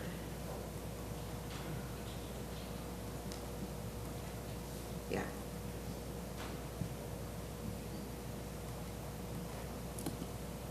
Check everybody's calendars. Yeah, so March 10th. So March 10th? Because look, we go March 3rd, then nothing March 10th, nothing March 17th, then we meet March 24th, so it seems like. That's a good fit. Commissioner, if you don't mind, let us take this back and we'll bring in an agenda item to Yeah, fix it 'cause at two of a us are future not gonna meeting. be here. Well, we got, what, spring break, you know, a lot of that had to do with spring break. I think spring break is the week of the 17th. Yeah, I think but I'm not one of the reasons why we were Right, why we worked the schedule around the spring break. Yeah, So yeah, but So let me, those are the, we'll go look at this, deconflict, bring you back a revised agenda or calendar if we need to. Okay, great. I'm continuing to work on the Willowbrook situation with all the contacts I made in Washington, and we've got a letter drafted that is going through Emergency Services Department right now to make sure we're dotting our i's and crossing our t's. And had a talk with Kevin up in Tallahassee, so we are hopeful that we're gonna get some action. We're working with Eric Poole up at, in Tallahassee with FAC as well, because he sat in the meetings that I had with the folks from Homeland Security and DEP up there. So nothing yet, but gosh, we're going to find a solution to help those people. That'll take time. Okay. Yeah, that's it. That's it? All right. Mr. Wells not here? Mr. Mayor Allen? Thank you, Mr. Chairman. At the Tampa Bay Regional Planning Council, I mentioned we had a presentation on the Kings Bay River Restoration Project. They're saying is clean water means business. They had all sorts of silt and muck that were all in Kings Bay. What they've done is they did a suction dredge, cleaned it all out, and they actually put a lot of eelgrass, seagrass out there to kind of clean out, and their place is going crazy up there as far as how well it's worked. They still have a long ways to go. I actually encourage them to go to try to get Part 2 money from the BP Restore Act money to try to get all the data they've got, how effective it's been, and go forward. I also asked them if they would come down here and present to us. I think that we could probably learn a lot. It might be good to have the Port Ritchie folks in here because Miller's Bayou may be a similar situation to what they have, and if we can actually look at how they did it, as well as helping all the individual canals to get them cleaner once the dredges have been done, it could be great for water quality every step of the way. So if I could, with permission, I'll ask them to do a presentation. It took them probably like 10 minutes to do the presentation, then Q&A was after that. Okay. That sound good? All right. So there's that. Talking to Senator Simpson the other day, we were talking about septic to sewer programs. The counties to the north of us are going real strong with it. I know we've got the Elfers one and the Sea Pines one, but I think it's something we should, separate from everything else, because I know we had our 5 items, et cetera, but it's something that if there's money out there that we should have staff take a look. And I know Mr. Bowles is looking at that, but I want to encourage staff to get something ready for us as we go through the upcoming session as well. It's not only septic to sewer, but it's aged sewer. I can tell you that's going on in some of my district on the west side, that even so much salt water is getting into the new Port Ritchie plant that it's affecting the plant from aged sewer systems. Yeah, big time. I mean, they had an article on Facebook from an Orlando paper that was all going on about how Pasco County was releasing water, sewage water out to the ocean, and it was that plant. So, okay. Talked with the administrator with Hernando County about County Line Road. He had heard that we had conversations about it, et cetera, how we're supportive of it, but we don't want to take any money from the projects we've got funded. So what they would like to get from us is a letter of support, not binding any money, not taking our allocation, but let them go for their own allocation under the county incentive grant program in the transportation regional program. So they want just, like I said, a simple letter from us so that they know that we want to see it done. Secretary Gwynn is very optimistic about the project as far as trying to get something done. And Senator Simpson, would like to see us do that as well without, again, affecting what we've got. Just a letter of support is all they want. So I think if the chairman could draw up that letter, or Mr. Bowles, maybe talk about it for a second. Well, we can work on something. I think they're also making a legislative ask, which would be outside of those two programs and the support. They were also looking, not dollars from Pasco County, but would we be supportive of their legislative ask too? So it's not just those programs, but they're actually making a legislative ask for money for that project, so. Mr. Chairman, Yes, just a question, and I'm trying to remember where I read it, but I remember reading the Hernando County Commission saying they wanted Pasco County to pay for all this. I read that. I don't remember where I read it. No, I read it. So that was a comment made by somebody on their board. That's not the way it was represented to me from the county administrator. Okay. So I don't know if it was at a commission meeting or where it was, but. Okay. No, they're going for a direct allocation, period, as well as the other two funding. But again, it wouldn't affect us. They just want a letter of support that they know we want to see it done as well. That's fine. I just want to make sure they know we're not paying for all of it. I had one more thing. I'm trying to remember where I read that at. Yes, yeah, one other item.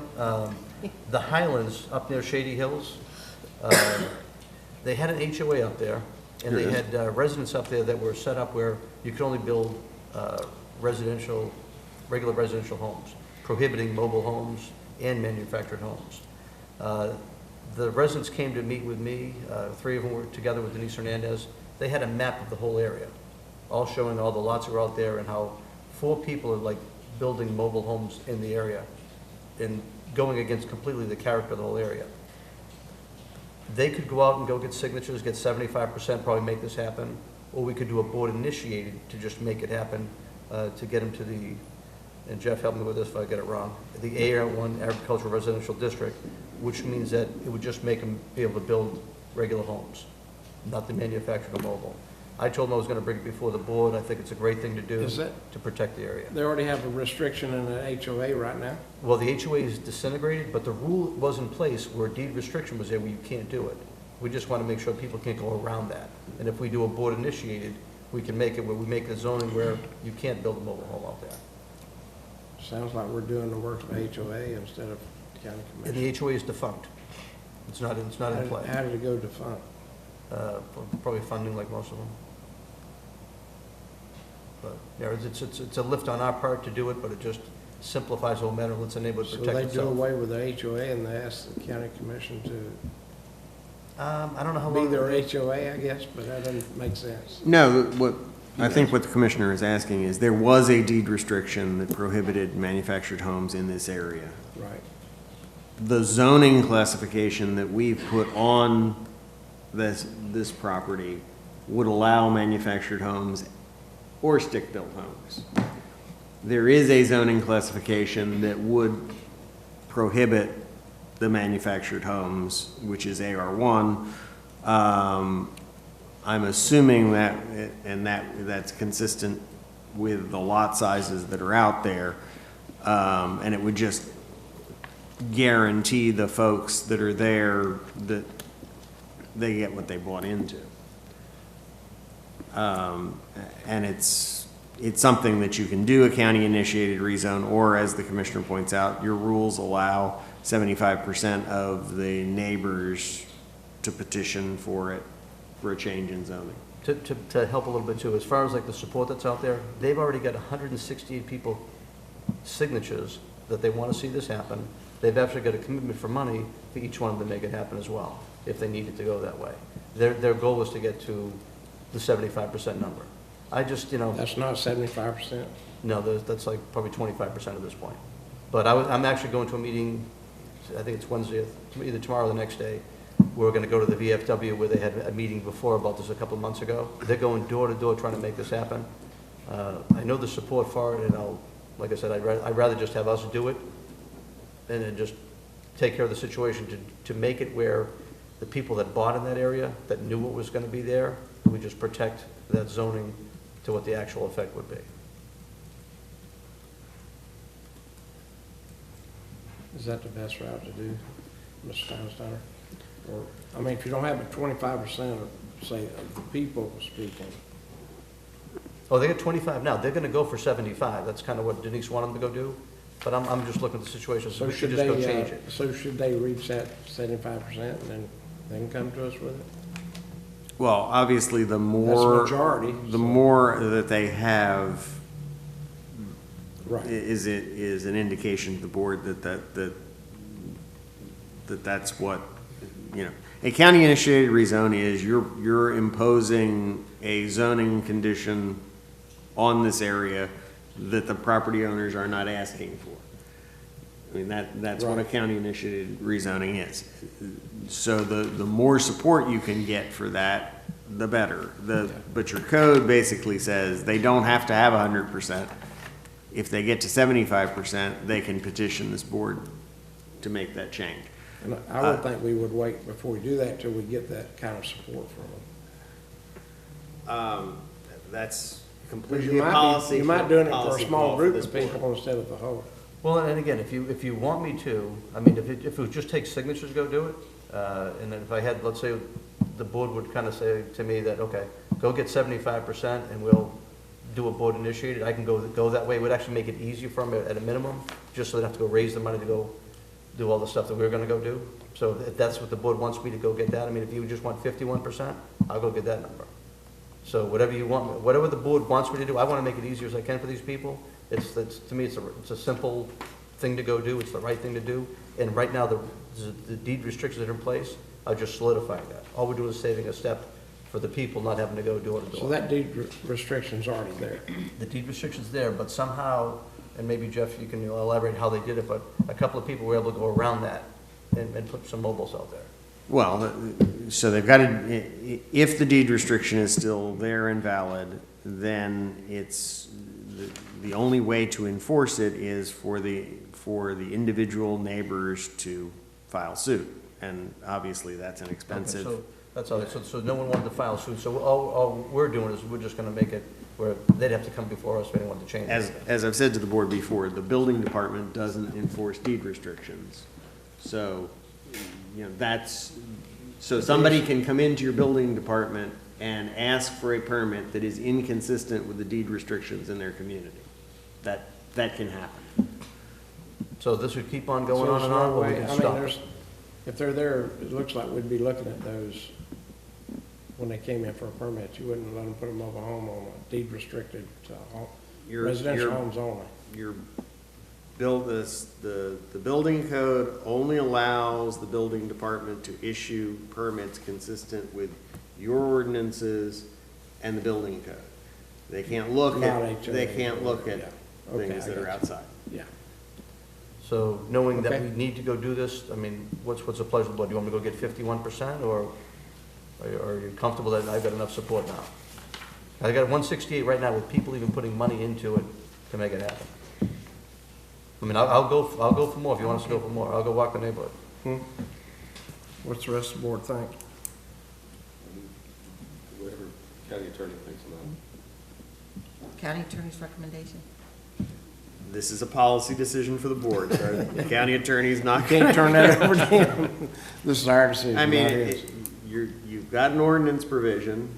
If the board wants to rely on that ordinance provision, it's 75%. That's a big If they think that because 75%. because this is this is sort of a glitch, and you wish to choose a lesser number, the statute allows you to initiate a county initiated rezone anytime the board wishes. I mean, if it was a different situation where I was looking at, had a multiple of different zonings that are out there trying to change something, all I'm trying to do is just get the people to what they signed up for originally before the HOA disbanded. That's all I'm trying to do. So if you want me to just tell them? What percentage are you at now? They're at probably like 25%. They're 168 right now. Seems to I me that could number probably needs get to be there. bigger. At least you get I can get 51. 51%. If you 51. guys are good with that, I'll go work You on get that. 51, we'll look at it. Yeah. Very good. Yep. Thank you. All right, that's it? And then, Mr. Chairman, just to add to Mr. that Moore? too. Thank you. Yeah. You know, and we see this happen from time to time, and I know it's frustrating, you know, but in this statement might not go over well with some, that's okay. When we have neighborhoods that have HOAs and people move into a neighborhood and they have an HOA, it's up to those residents to maintain and keep that intact, that HOA. We've seen this many a times, and I have some in my district, whereas HOA goes defunct, now it's Pasco County, we need you to step in, you know? So just something to think about. I mean, you know, if you decide to move into an HOA neighborhood, it's you as a resident that made that decision. They need to try to work together. And I've said this to others where it's happened to them. Yeah. You know, can't always expect other government to step in. Don't mind helping out. It sounds like they have some issues, but just for the record, you know. I don't think this would be coming to us if they had the HOA in place. I will bring those points on. Same with the CDDs, you know, Yep. it's the exact same thing. You decide to move in that, this is what you get. Understand. Government can't always come to the rescue. Mr. Biles, anything today? I have a couple things. One is a reminder that at noon, we're gonna do the photo with the Photos, veterans out front. Oh. So Oh, yeah. we got 11 minutes. And two, if you don't mind, I'd like Kathy to give an update on the Two Good Souls. To Yes. report out on that, so. Wait, I had that on my. Okay, well, Did you want to do it? No, you go ahead. I'll add to it if you want. I would love you to add to it. I think it was a great Kathy- event. First time I'd ever gone to that event. It's amazing. I've been here 3 years, but that's the first time I'd been. Thank you. And it's just awesome. That's an awesome event. Thank you all. Kathy Pearson, Assistant County Administrator, Public Services, and a great big thank you to this amazing Pasco community and the Pasco team for their contributions. For those listening, we're on our 4th annual Two Good Souls event where we felt as a team we need to give back to the community. And when we were talking to the school board, they said their biggest needs are shoes and socks. So we are in our 4th annual year, and I'll just give you an indication.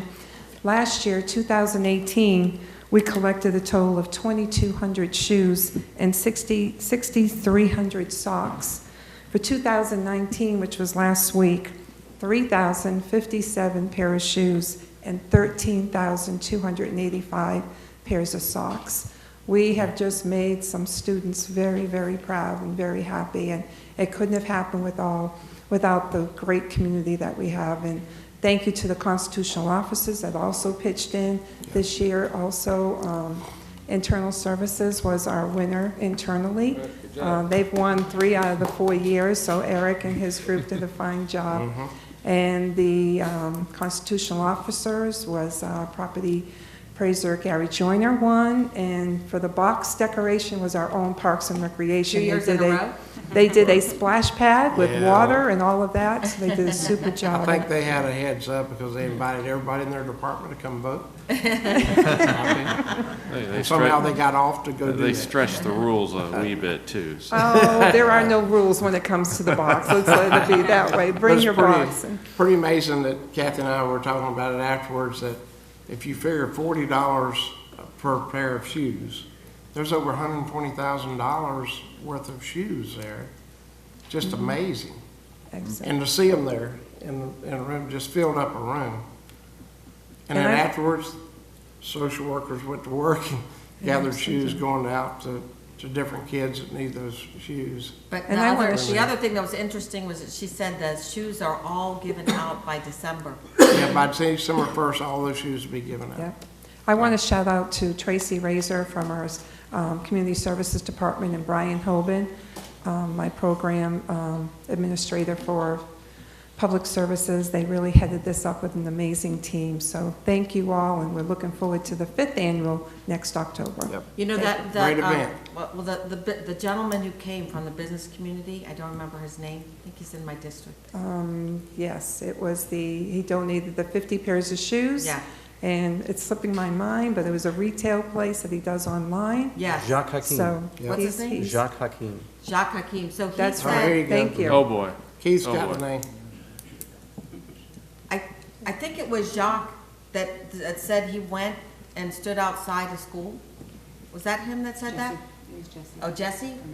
Oh, Jesse from Jesse, Internal that's one of our Services. internal services. He that does said that. he went and stood outside of school, I don't know which one, and watched the kids go in with their toes cut out of their shoes, their heels cut out of their shoes, their shoes taped up, and flip-flops, you know, just really, he just was amazed by the need. That By just the kind killed of me shoes, when he said yeah. that, yeah.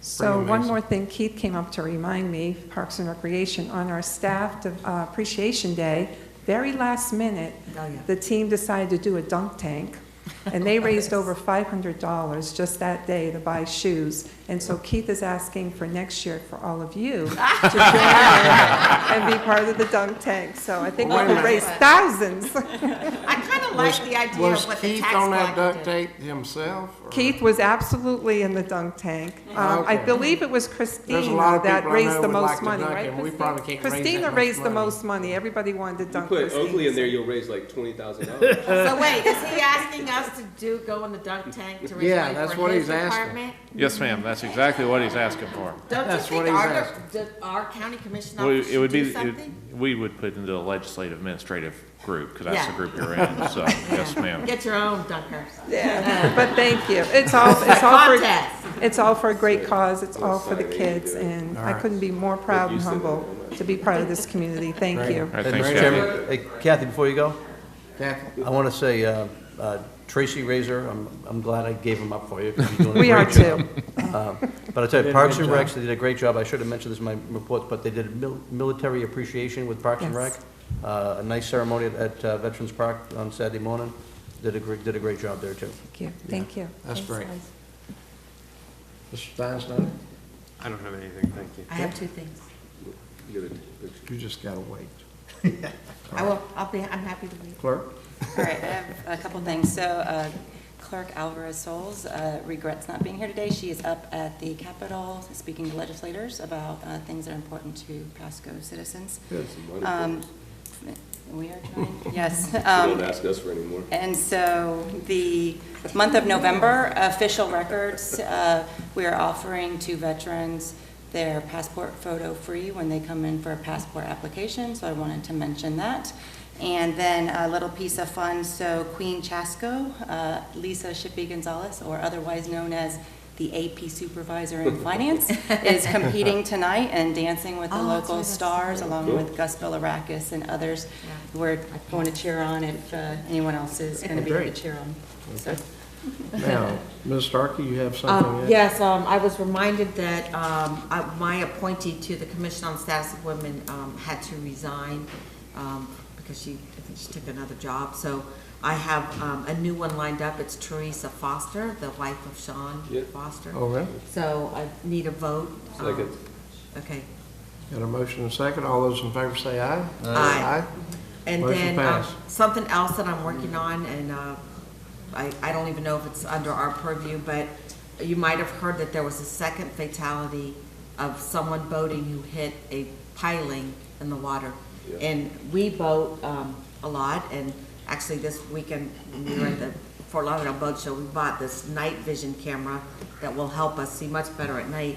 But I see that the pilings are, there's very little lighting of pilings in our area for whatever reason, and they're at nighttime, it's very hard to see most of them. Every once in a while on the channel, the first channel will have a light, but the rest are black. A lot of them don't have reflective signs on them.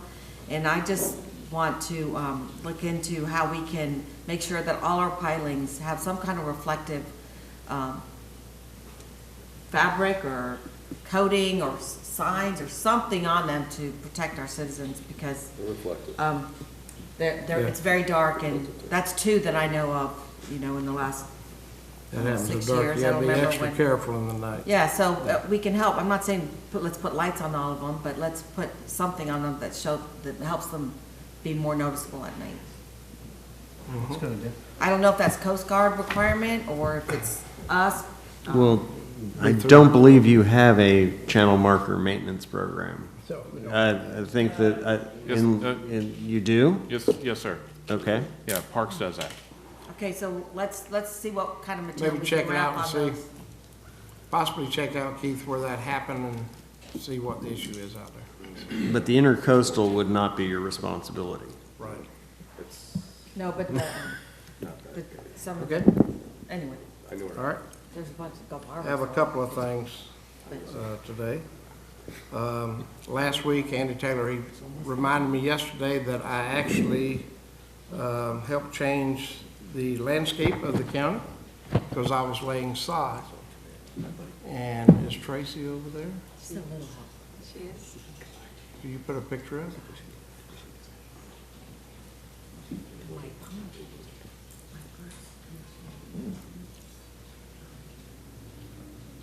No, wrong.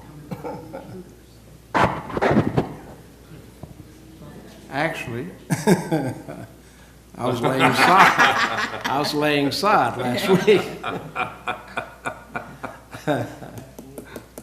So the fact of it is, I was changing the landscape of the county. But how this ended up happening, I'm standing in my office and I look out the window and there was one gentleman laying sod out on this side. Commissioner working hard. He's really out there rolling his sleeves up. He's like, 2 minutes. Yep. But when I looked out my window, there was one guy laying sod and there was 4 guys sitting on the bench. Supervising. Yeah. But the 4 guys sitting on the bench reminded me of what everybody in the world has told me when they ride by a Pasco County road crew or something like that. They see them leaning on their shovel or doing things of that nature, and it just bothered me. So when I went out there and got started, I asked the gentleman if they would lend a hand. They'd get through this job a lot quicker. And the company provided that sod, and you could tell as you come today, that sod is absolutely beautiful. So, but so when I went out, I had one guy working, the other guys laughed at me, and they joined us to work. And when I left, all of them were working. So the point is, they just need a little encouragement. But it was a subcontractor. Those were right? contractors. It was a subcontractor. It wasn't county employees, but I can tell you, people riding by would see those guys sitting there. Yeah. You got those And they would think that was county employees, but Those nice boots got a little dirty. it's okay. But it was good, and the courthouse looks great. It needed that new grass, so. But then I went to. Thank God you were there.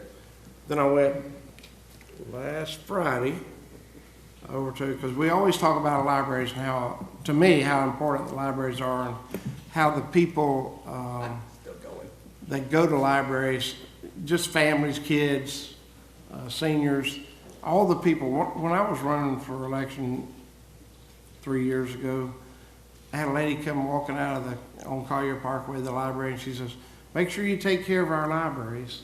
Well, I'm telling you, the libraries are worth taking care of, because I actually went there last Friday and went over with I think it was Sean, but I made this pen in the woodworking shop. Where, the Land O'Lakes? Atlanta Lake. Yeah. Now they make bowls and other things, but pretty interesting you do that right here in one of our libraries. And they have different areas that they work on, like I think ukulele over here at Hugh Emery Library, and different ones do different things. So, but if you're able to get out there and check on what's happening in the library, you can learn so much about. So I'm going back. I don't know if I'm going tonight. They have a woodworking class there tonight, so I may end up there tonight. But great things are happening in our library, and I'm so appreciative that they do all they do, and that this board's actually supported libraries and given them their additional hours and things of that nature. So it's really great. So with that ends what I have to say today, except we're going to adjourn for lunch right now, and if the board would join me, and I guess all administrative staff and all, we go out and take a picture with some veterans. Okay? We're going straight down there, right, everybody? Yes, sir. Yes, sir. No Pasco.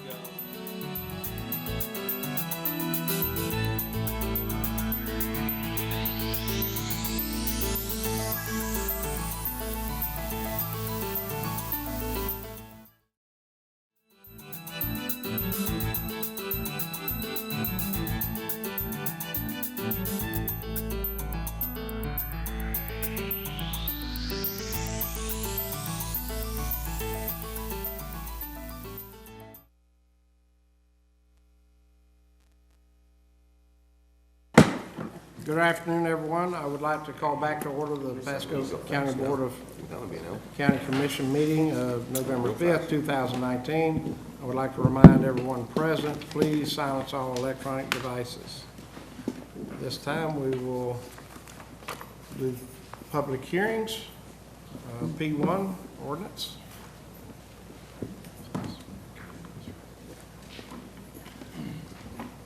Good afternoon, Commissioners. Alexandra Laporte with Planning and Development. Today is the first hearing. Oh, I'm sorry. Proof. Tampa Bay Times, September 27, 2019 for P1. Okay, thank you. Today is the first of two hearings on the proposed ordinance for the self-storage facilities design standards. The adoption hearing is scheduled to be November 19th at 1:30 in Newport Richey. So there's no action required at this time. I want to start the presentation with one of our goals in the comprehensive plan, FLU 4 design, is to preserve and enhance the aesthetic quality, value, and livability of the county's neighborhoods, development corridors, town centers, employment centers, and rural lands, and promote well-designed private and public development through effective community design standards, codes, programs, and practices. And I'd like to start this presentation off with this because this is really the umbrella for why we are putting forth the proposed ordinance in the manner that we're doing, the format, and what we've included in it.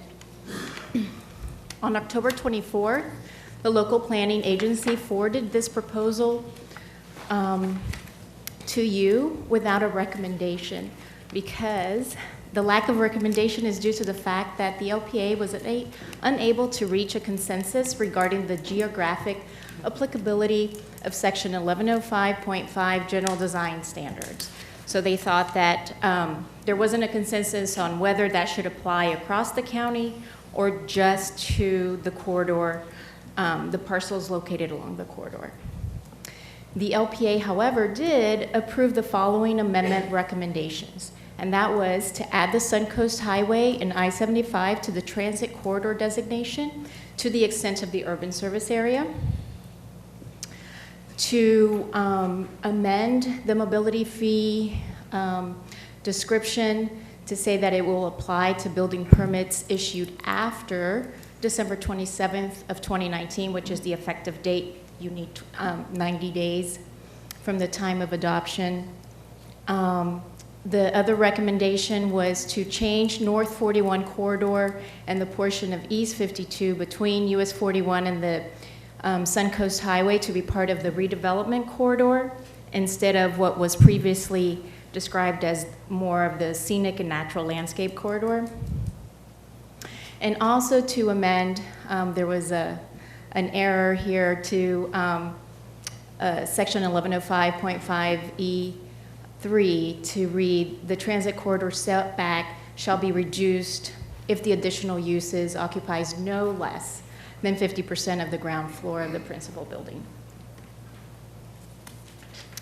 As you recall, on July 19th, the board found that a temporary moratorium consistent with the comprehensive plan and adopted the temporary moratorium for self-storage facilities on State Road 54 and 56. During that time, the BCC made a distinction regarding the geographic applicability of the moratorium versus the standards. So the moratorium applies only to that corridor of the 54-56, but that the standards that we propose would come to you as a complete package that would go beyond just that corridor.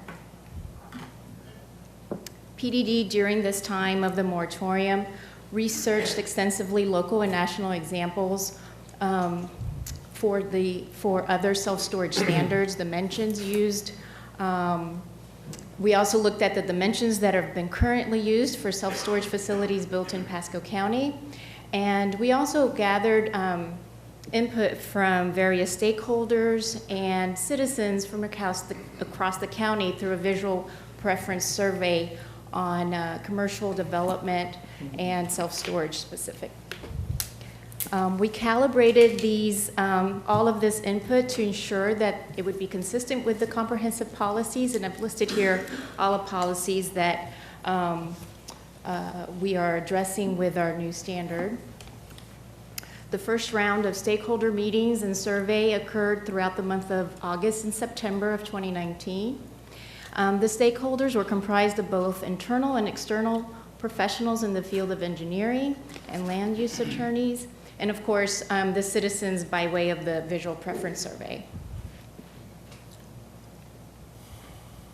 So this is a summary of the results. We had 103 respondents for the visual survey, and this is the summary of what they felt specifically for self-storage, what they wanted to see more development look like versus what they didn't want to see. The biggest input was that if placed along these corridors, they really needed to be set back as much as possible so it wouldn't be visually impact the corridor. They also wanted to see a well-screened development with landscaping and or, as we're proposing with the transit corridor, having other liner buildings in front. These slides show just every single question that was asked, and I'll scroll through them. If you have any questions, please let me know. But a lot of this, in terms of visual preferences, how would you like the buildings themselves to look? And so we've incorporated some of these responses by referencing what already exists in our LDC section 1102 in terms of how the building, such a huge building mass, gets broken down and what the requirements and details for that is.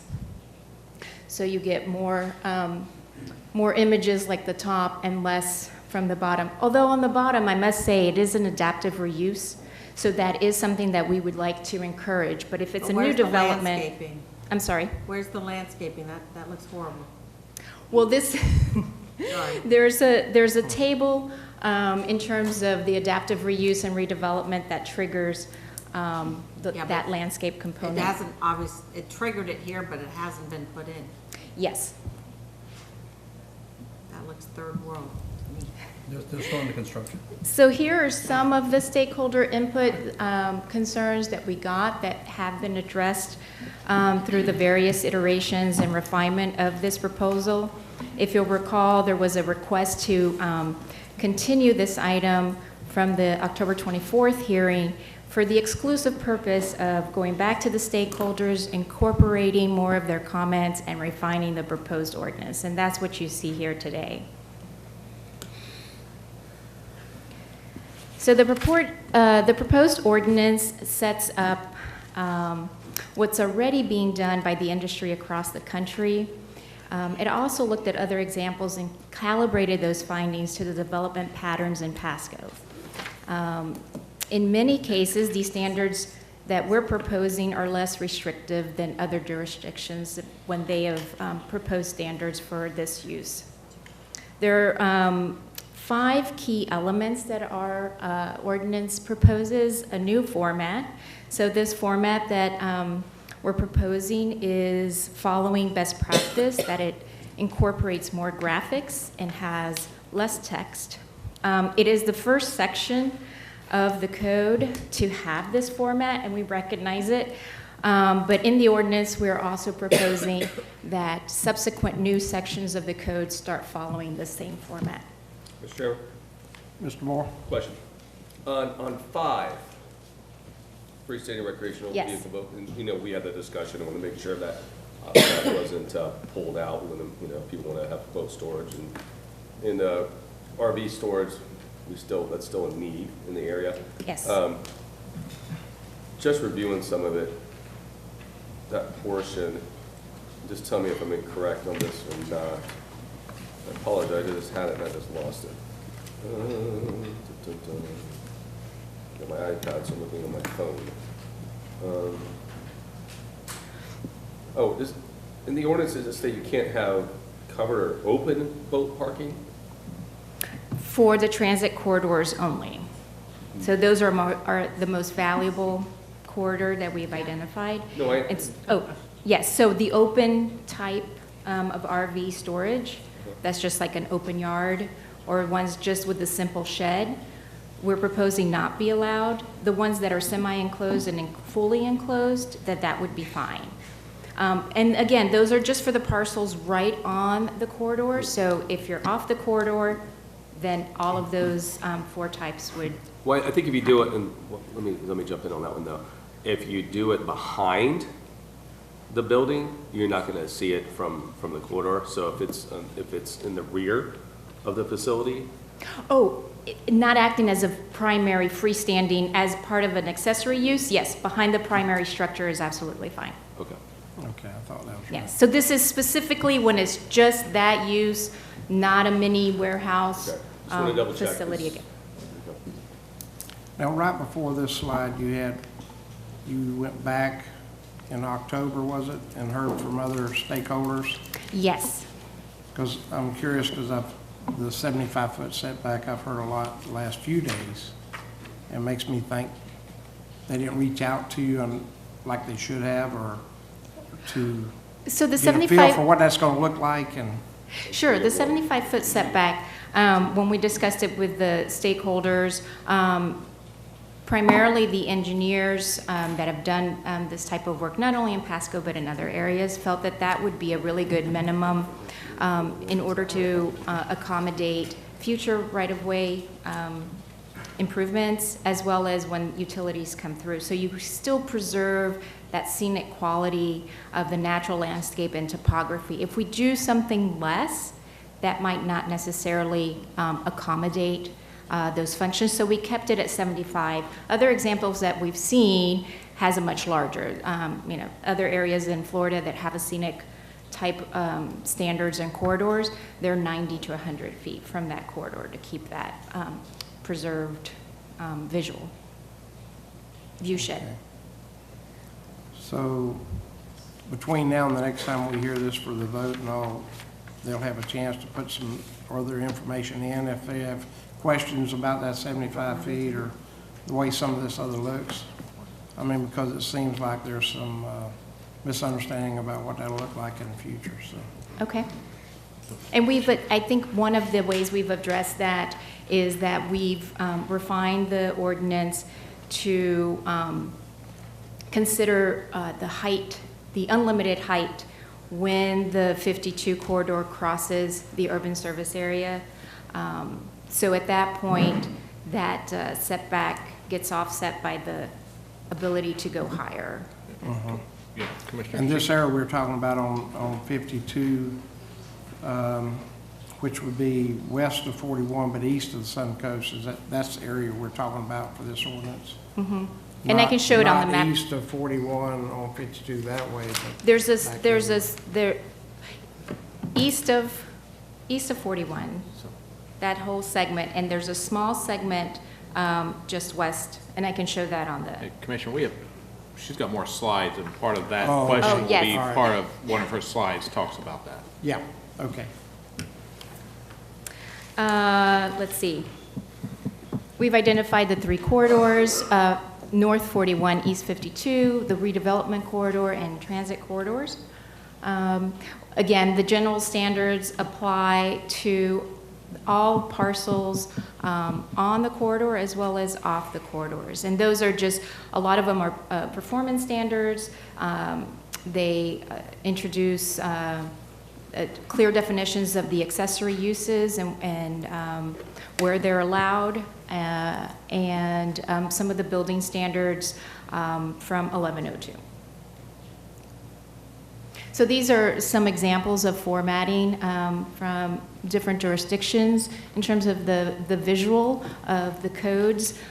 These jurisdictions have undergone a rewriting of their codes, and this is the best practice to date of what they look like.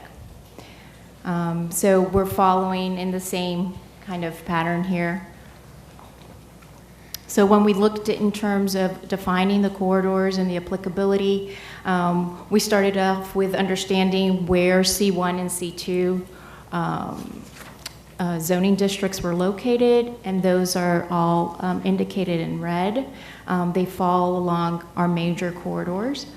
Very few instances fall outside of that. So the great majority do fall along the corridor. Here you can see how the urban service area and the rural areas come together, and that was one of the things that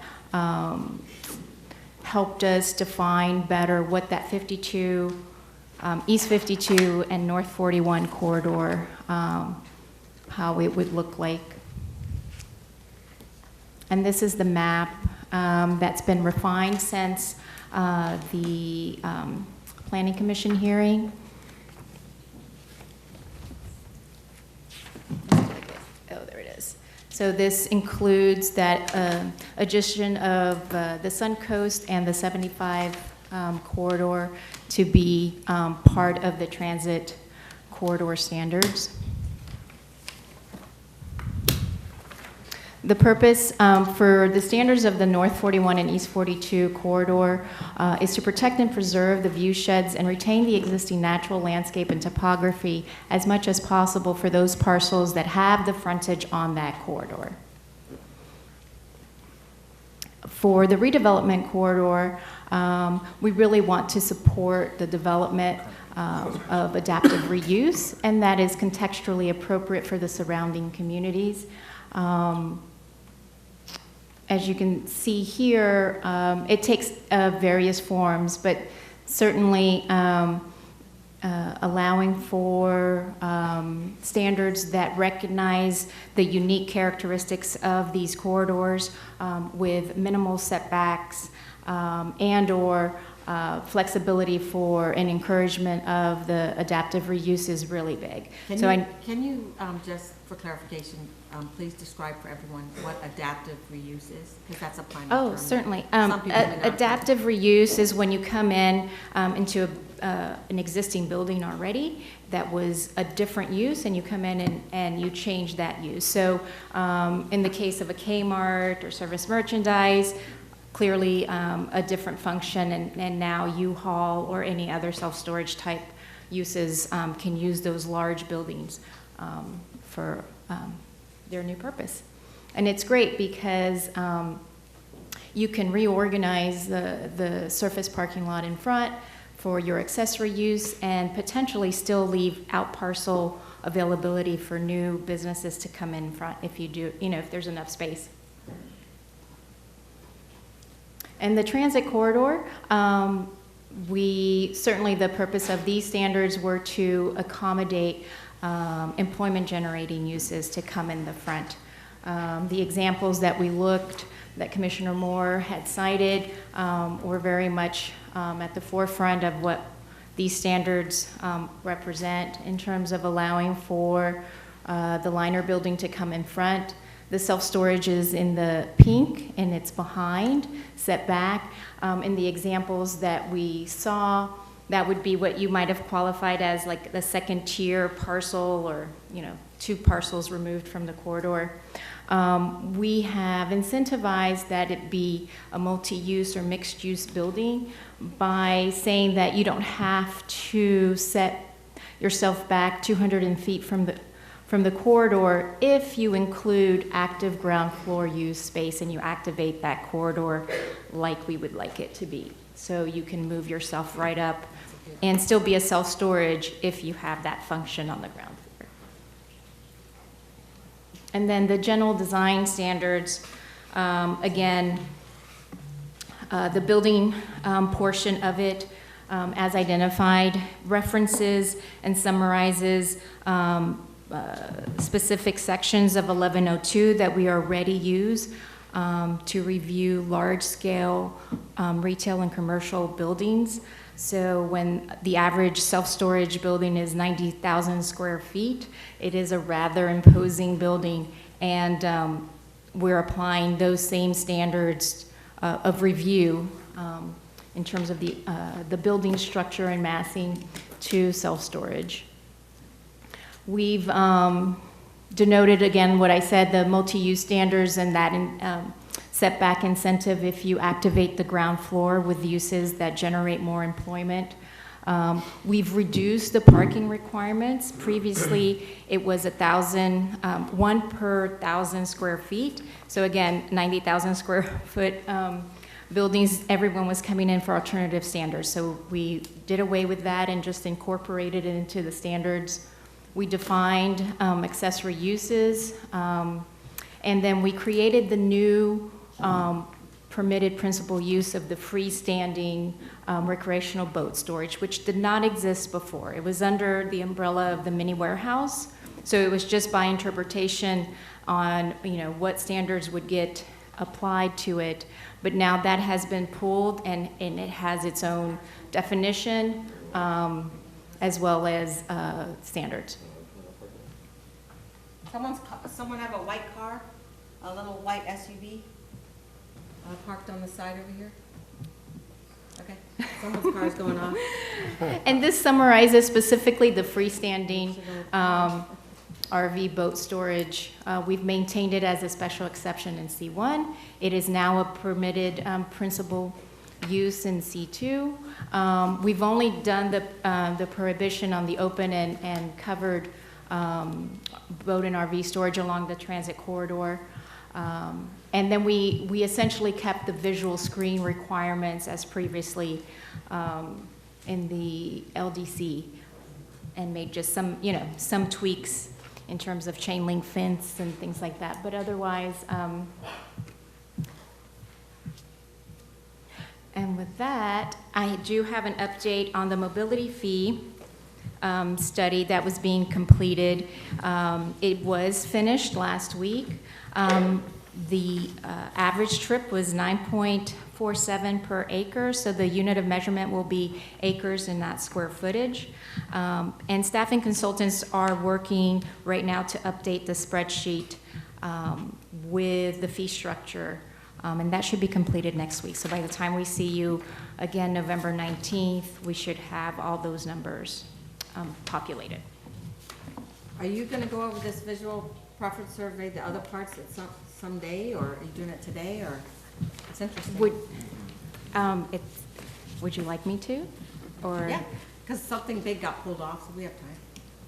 We need to see the rest of the, I'm a big fan of visual preference surveys. Let me.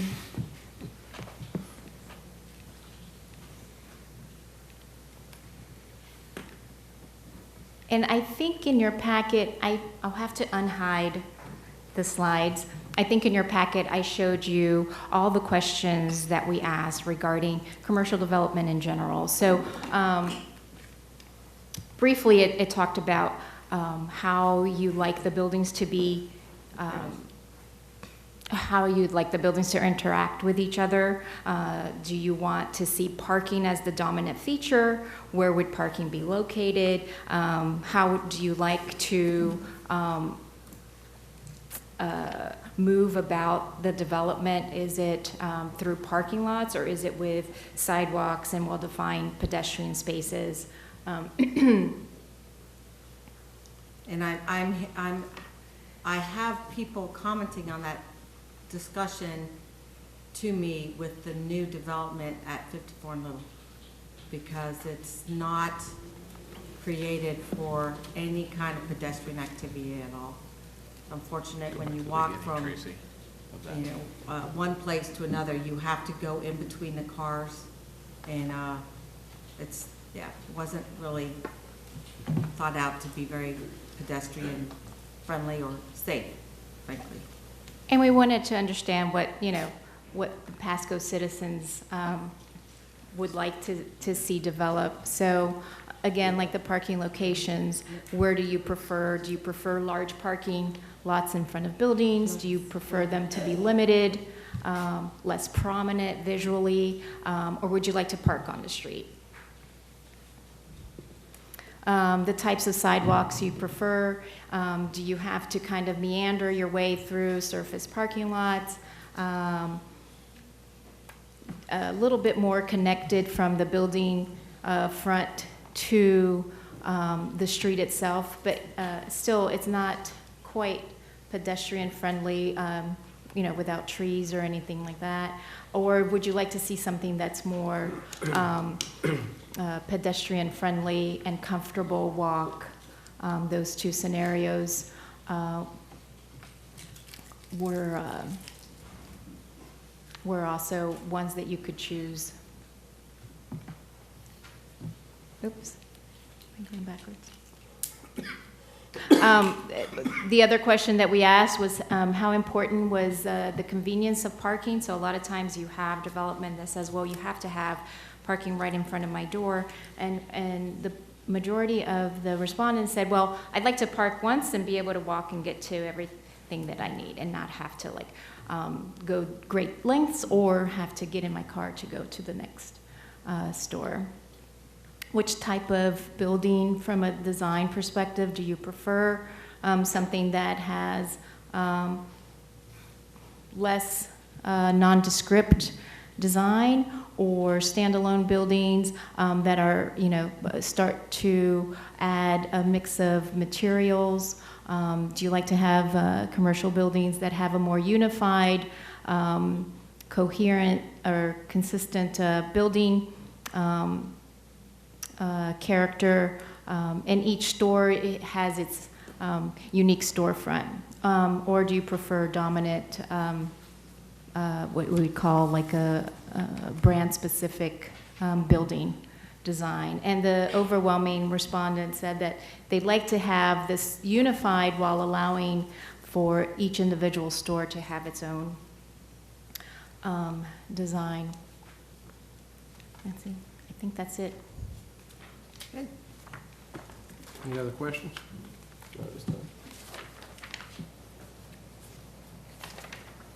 Okay, this is a public hearing. I have no one signed up for this item. Is there anyone here wishing to speak to this item? Mr. Hobby.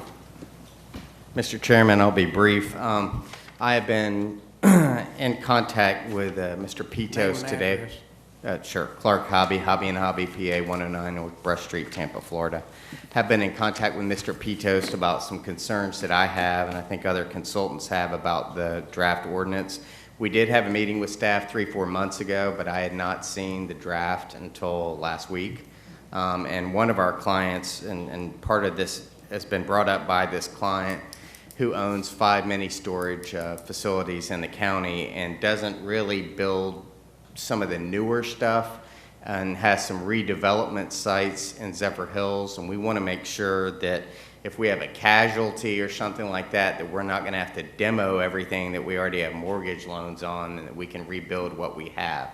There's some other open issues in the ordinance, and again, I've communicated some of those to Mr. Pitos, and I would ask the board, if it would meet with its approval, to maybe give us just 2 more weeks instead of having the adoption date or the second hearing date in 2 weeks. If we could have 4 weeks, that would give us enough time to meet with staff, work through the issues that I see here, because we do have some serious concerns about different parts of the ordinance. Do you have photos of the ones in Zephyr Hills? I can bring them. I don't have them with me. But we'll be happy to work with staff, and I think Mr. Pitos has indicated that they will make time, but he was hoping that I would ask the boards for direction on that, given that the board had instructed him to do this as quickly as possible. Jerry, come. Would that work? Would that work to give another 2 weeks to come back with a final hearing? You're going to have, you can continue your hearing in 2 weeks, 2 more weeks, but you've already advertised this, Yes. you've already advertised Right. for your hearing on November 19th. Mr. Chairman? Okay. I mean, Mr. Moore? I'll jump in. Listen, I don't mind having a conversation, because to be honest with you, it just adds 2 more weeks to the moratorium, so it doesn't bother me. That's 2 more weeks. I don't have another one popping up on 54 and 56. But if we adopted this today, You're not You're not adopting today. oh, it says approve on here, so Yeah, it's It doesn't one. approve This is the today. first So that's a hearing. mistake? First hearing. Yeah, it's once. Okay. First hearing. Because we can always make tweaks between now and, Correct. okay. But I don't mind, because again, it continues the moratorium a little longer. Well, I mean, we could, wait, are you saying don't Wait a minute. You're asking to extend it, I guess- if we can meet, some of the people want to meet with staff, saying if we could push it 2 more weeks out, which is the actual public hearing itself, the adoption hearing, I should say. So push the adoption hearing out. Right, the second hearing, and the county attorney is saying you may need to do that next time. Only reason I'm asking for that is I'm not sure if we'll be able to get everybody together, get the ordinance language worked out in 2 weeks' time. So, but I know within a month we can get it done. Things are tight. I guess, Well, and I'd like to see photos of your client storage. Okay. I would agree with the county attorney in the sense that if you wanted to continue. Just continue it 2 Continue weeks. the next meeting. Okay. Because there's a potential that we can come to an understanding with regard to the ordinance and some of the language that's in there by the next meeting. Okay. I guess part of my concern, some of the comments I've seen are inconsistent with the direction the board gave. And so you know, Right. we have to be mindful of that as well. And so there are comments that I've seen from the industry that are inconsistent with the direction y'all clearly gave earlier. And so we're gonna have to be mindful of that as well. Sure. So without necessarily hearing them in public, I don't know which ones of those are consistent or inconsistent. We have meetings and work through some stuff, but I also want to make sure that what we bring forward in 2 weeks or 4 weeks is consistent with what the board wanted. Correct. We can continue it for another year or 2 if you want. Just kidding. I don't think so. I don't think we're gonna do that. So I guess. There's pleasure of the Barbara board. standing behind there. We wanting got to speak. one more person for a public comment. Barbara Continue. Wilhite, Name and 6327 Grand Boulevard, Newport Richey, Florida, 34652. I've worked with your staff, and they've done a great job. They just have a challenge. We have a very big county, and I reflected on what I see here. What kind of building would you like? In Commissioner Mariano's district, did anybody ask if they'd actually like a retail building? Because we don't have any retail. We can't even make it pretty because we don't have the retail to begin with. So a big county where you're trying to impose standards over the whole county is quite a challenge. And that's why I stood before you when you did the moratorium and I said, bite off 54, 56, what you've now deemed the transit corridor. It's actually my suggestion that they bring it up Suncoast Parkway and 75, because I thought that should be part of it. And so I think what that struggle is that Mr. Biles just talked about is we're trying to go beyond where the consensus was actually built. We're trying to go in the areas of the county there's not a lot of policy framework. Do you really want architectural review of storage facilities in Hudson? That sounds like that's a bad thing, or other areas of the county? How does it affect affordability? Does it just make the price of the storage rent higher in areas where people can't afford it? I ask you to perhaps think about the easiest way to do this. You have consensus on the transit corridor. Clark may have some very good ideas about tweaking language and so forth, but from a policy standpoint, I haven't heard anybody dispute what you're trying to accomplish on the transit corridor. When we start reaching out to other areas of the county, unintended consequences, do people know the policy that you're setting? The 75 feet along 52 east of, it used to be Suncoast Parkway because of my comments, it's now 41, and 41 north of 52, that 75-foot buffer, what's the intent there? What's the vision there? Is that going to be for all uses? Is it just this, if you have a storage facility, it's going to be 75 feet natural, and then next door, we're going to have a 10-feet planted buffer for the next use? I think if you try to do too much, we're not going to do it right. I think that's where you see the struggle. I know staff and Mr. Biles and I said that this is what the county wanted us to do. They wanted us to do it countywide. Well, you're seeing that struggle because it's very difficult to do in areas where we don't have a really good policy definition. Those two areas of the county where I mentioned where the 75-foot buffer is coming in, we don't have a good, it's one area is the rural transitional area. We've never had an implementing policy for the rural transitional area since 2006. If you asked what the rural transitional area is, I can't tell you because we didn't implement any policy for it. We said it's not rural, so it's not going to be rural density, but we didn't say what it's going to be. So you're reaching out, trying to do ordinances. Again, nobody even knows, first of all, because your memo to the public doesn't even explain the ordinance. We're all trying to guess what it's supposed to be. Is this what it means? Is that what it means? Not the first line in that memo explains anything to the public.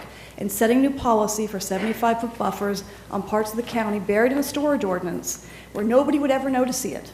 I mean, when I asked, why are you doing this on these parts of 52 and 41? They said, well, we called those areas scenic in the billboard ordinance. And I said, well, who read the billboard ordinance? And who's going to read the storage ordinance? I mean, we've had to point these things out. It's kind of a pack of three back here. Joel, Clark, and myself trying to read things because you can't read it yourself because there's no memo that says what staff is up to. But that being said, your staff has worked hard on it, and I applaud that effort. It's a difficult task. I think we find ourselves in a difficult time with a comp plan that's 15 years old. The majority of this board has never had any dealings with the comp plan, has never had their hand in the policy in that comp plan, because we've never updated it in 15 years. Commissioner Starkey, that's why I said the majority. Commissioner Starkey was not on the board in 2006, but she was involved for the school board. She was part of the EAR process, but the rest of the board has never had their hand in it. So we find ourselves in a place where we have, you know, zoning districts from the 70s, we have a comp plan that's 15 years old, but then we're asking our staff to do architectural reviews of storage facilities in areas of the county where we probably don't need to make those uses more expensive to build for affordability purposes. So I appreciate the time. I'll spend an unlimited amount of time. I don't represent any client as I stand here today. I've worked on this ordinance because I care about the county. I want to make it a better place, but we also have to recognize the challenges in the type of county we have. I remember looking at the ULI attendees in 2013 at a cocktail party, and their eyes were this big. Each one of them said to me, I cannot believe how big your county is and how diverse it is. We deal with cities. And so when we do these global searches for ordinances, they're from cities. We are a county. We are not a city, and we are a big county, very diverse county. So it's a challenge, and I'm up to helping staff with that challenge. You have a very talented planning staff. We just need to work together. Thank you. Thank you. Terry, you want to come back up? All right, are we going to do 2 weeks? We're going to do 4 weeks? We can't do anything about it now. What, We can't. Terry, y'all, the staff has done a great job, and I think they have looked out and listened to us and brought to us what they believe our vision was for this to be. But I also like to hear from everyone, and maybe, I have no problem with listening to them, letting them have a couple more weeks and go forward. But I want to give them the opportunity to speak their piece before we put the gavel down on it. So, but I can't make that motion. So it's Nobody, there's no motion at all. You can't make that motion today. Just continue. Nobody. Look, it's not a continuance. This is the first hearing of a two-hearing process. If you wish to continue at your next hearing on November 19th, you clearly have that option, but you have to have a full and complete public hearing. It's a mistake on our agenda to say approve. It says, Well, they it did does that. say in our Yeah. agenda that there's board action. It's always an That's introduction. just a It's mistake. always, it's, yeah, If you read it's always an your introduction. board motion, Where's the? it says take public comment. Take public comment. You've only got so many options All right, with we should change Sire. this to say, Okay. Well, Mr. No action. Yeah, Mr. Chairman, to the Commissioner's defense, though, and we've had this discussion before, it does on P1, as she states, it does say recommendation approve. So really, that needs to be We have, changed. so it's a to it's contradictory That's to. that's a SIRE The issue. memo is one, it's Yeah. a SIRE issue. That's a SIRE issue. But we talked about that before, we were trying SIRE to, I needs know we were to gonna be work fixed. through that, I guess it just hasn't been worked We've through. had that on the agenda. Well, we're trying to get rid of SIRE, so. Oh, well, there's another Trying to discussion replace for another SIRE. day then. All right. All right, so thank you very much. Let's move on. All right, So, thank- Commission, so I think what we will try to do is actually try to meet with them before the 19th meeting. Right. Yes. And if Yeah. we need to, then we'll extend it. I guess the question I have, are there changes you would like to see made between now and the 19th? Well, I'm going to get with staff to understand the map Okay. better and the 75 foot. Right. Okay. And we can all do the same thing. We'll ask the attorneys to reach out to them. Clark and Barbara, both of y'all can reach out to staff and get your feeling. We'll do our part on our side too. So we want to make sure it's right. Sorry. Absolutely, Commissioner. Okay? Thank you. Thank you. Is anyone else from the audience wish to speak to this item? Seeing no one? Your next public hearing will be on this item will be on November 19th. Yes, correct. And we'll move on now to P2.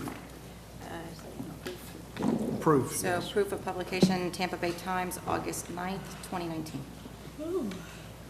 Yeah.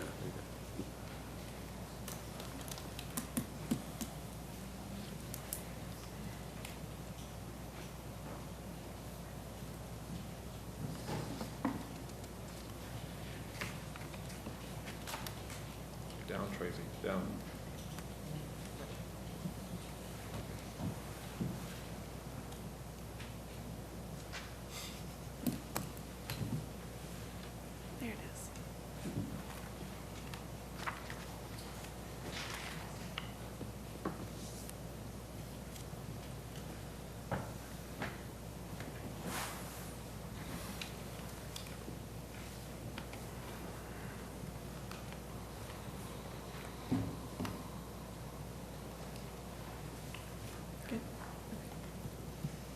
Good afternoon, Amy Heiler with Planning and Development.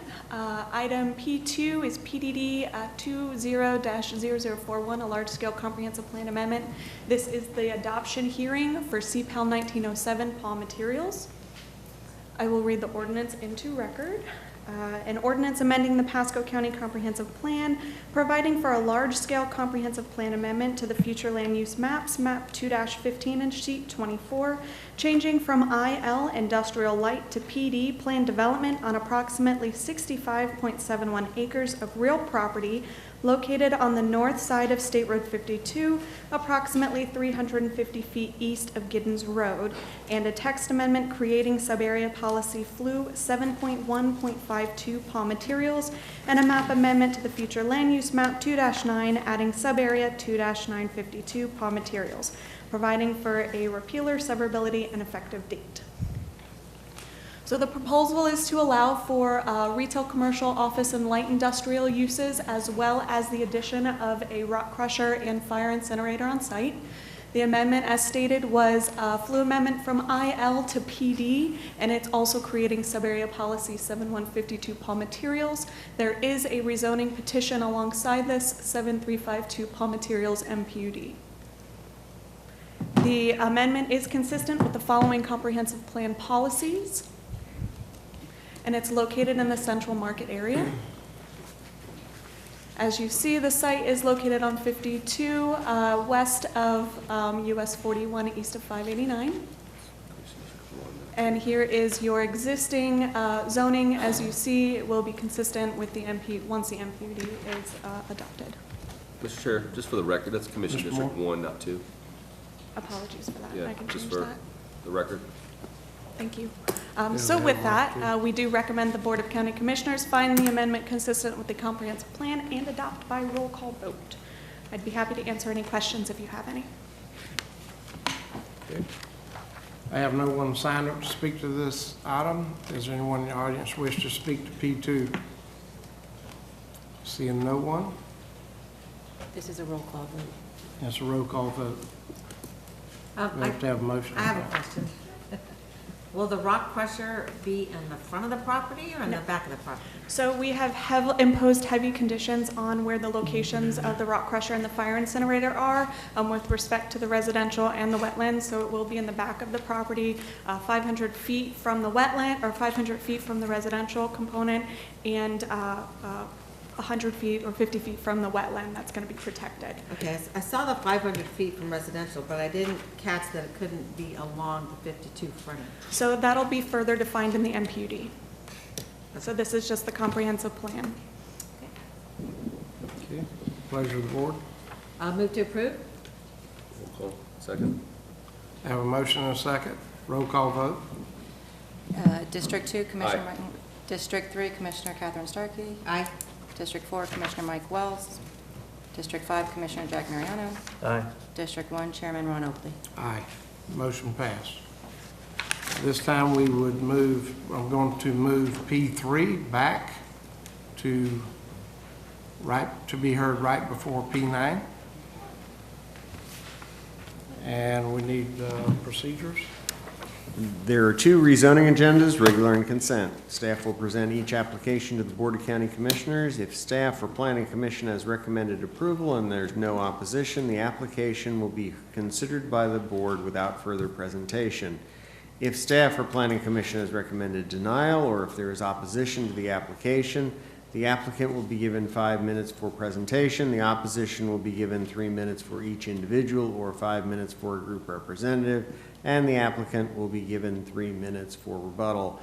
Any individual disagreeing with staff or Planning Commission recommendation or anyone wishing to object to any condition of the rezoning may at this time request the petition be pulled from the consent agenda, in which case that application will be heard under the regular agenda later on during the meeting. Otherwise, all rezoning applications on the consent agenda will be approved by a single motion and vote.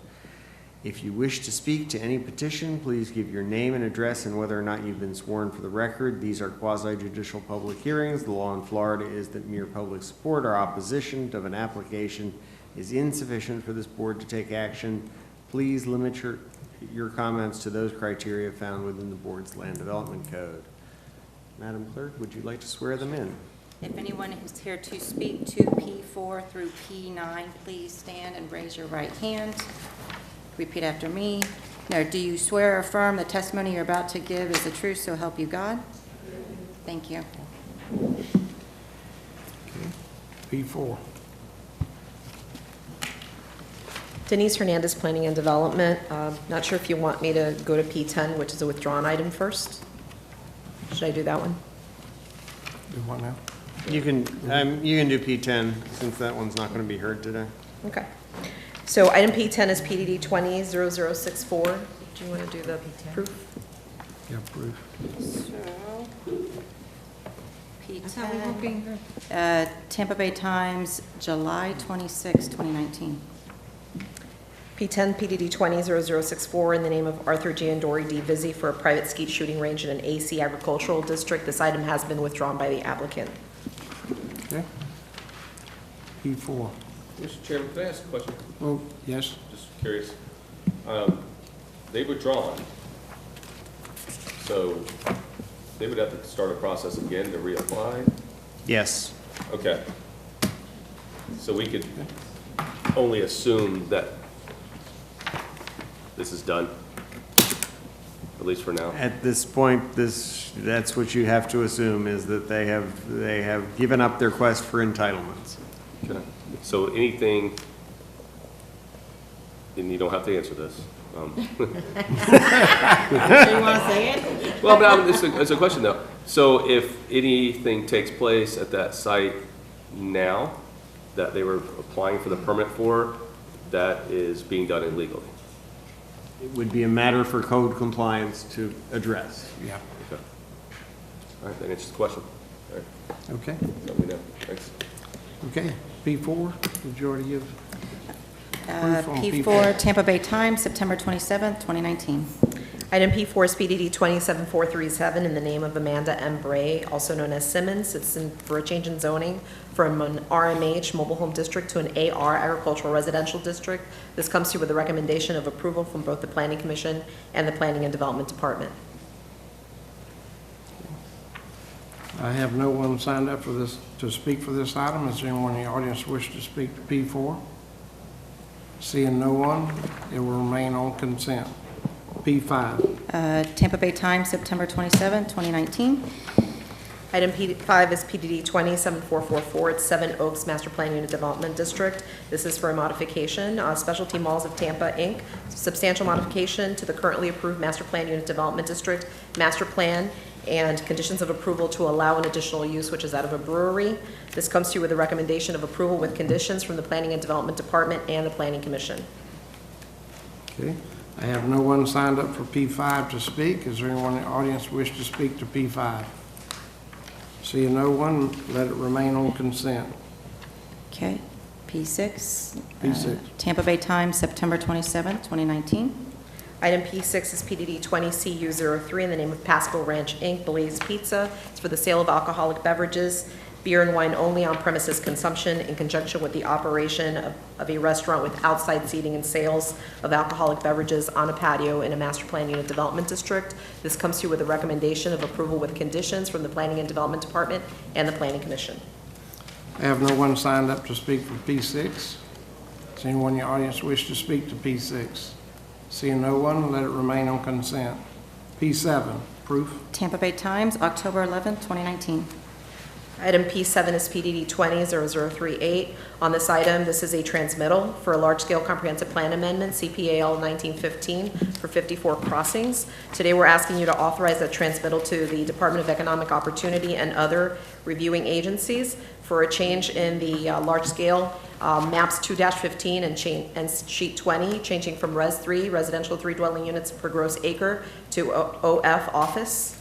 And again, it's an authorization to transmit to the DEO and other reviewing agencies. Okay, I have no one signed up to speak to P7. Does anyone in the audience wish to speak to P7? Seeing no one, let it remain on consent.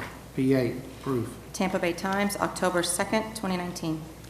P8 is PDD 200091. It's a Development of Regional Impact Development Order Amendment. It's a resolution by the Board of County Commissioners of Pasco County, Florida, amending the Wesley Chapel Lakes Development of Regional Impact Number 166 Development Order as amended. Resolutions number 90-55 and resolution numbers 11-27, subsequent amendments thereto to those. To amend map H to reflect the elimination of Beardsley Drive east of Meadow Point Boulevard per ordinance 1915, which amended the highway vision plan and functional classification map 7-36. Today we're asking you to approve the resolution amending the DO for the Wesley Chapel Lakes DRI. I have no one signed up for P8. Does anyone in the audience wish to speak to P8? Seeing no one, let it remain on consent.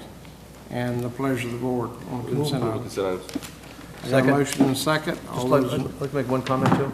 Do what now? I'd like to make one comment on it. One comment. Go ahead. I think Denise speaks quicker than Mike. Just for the record. I taught her well. No, Thank you. Okay. So I have a motion and a second. All those in favor say aye. Aye. Aye. Thank you. Opposed, like sign. Motion passed. That's funny. Okay, we now move on to P9 and proof. Okay, so you want P3 and P9? Oh, excuse me, P3 will be first and then P9. Okay, Proof so- for P3 first. Actually, they were both in the Tampa Bay Times, October 18, 2019, for both P3 and P9. P9, okay, thank you.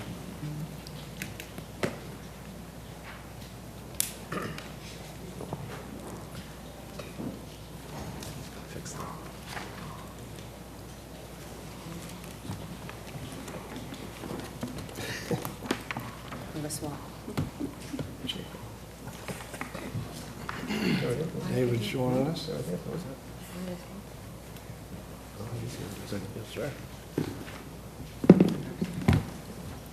Thank you, Mr. Chairman. Octarios Pitos, Planning and Development Department. Item P3 is PDD 20-0042, Large Scale Comprehensive Plan Amendment in the name of CPAL 1813, Grand Oaks. The project proposes to change the future land use from Res 1, residential one dwelling unit per gross acre, to PD, planned development, on approximately 175.72 acres with associated sub-area policies. This is the location of the subject properties, which are in east central Pasco County. It's also on the southwest corner of State Road 52 and Prospect Road intersection, outlined in red above. Some of the surrounding zoning districts include MPUD zoning, C2 zoning, AC, and AR zoning. And some of the surrounding land uses include Res 1 and ROR to the north, agricultural rural to the east, and village mixed use to the south and west. On this slide, you'll note a better idea of the surrounding area. As you can see, the town of St. Leo is abutting to the northwest portion of the property and is surrounded by the villages of Pasadena Hills, special area plan area. The ring that you see on the overhead depicts the village center of Village A, which is at the intersection of the Clinton Avenue extension and Prospect Road.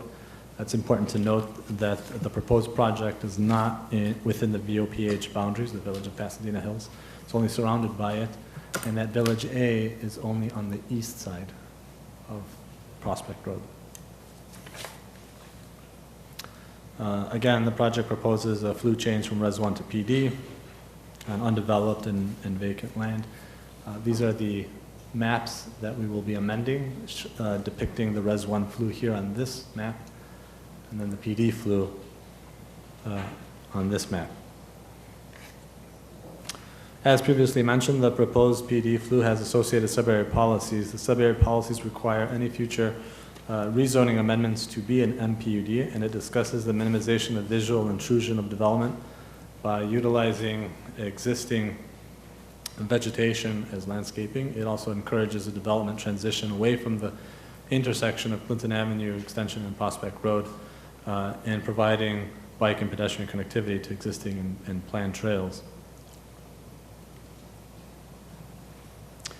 Again, the proposed project is not within VOPH, but Village A is to the east, and it establishes a village center at the intersection and that is planned for higher density at the center, and it diminishes that, this particular project proposes higher density towards the center of Village A and diminishes that intensity as it gets closer to the town of St. Leo to the west.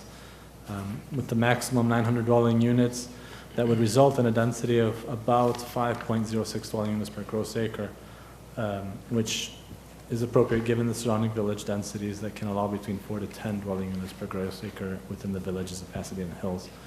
There are also an associated, there is an MPUD coming up next that addresses the site more specifically within those regulations.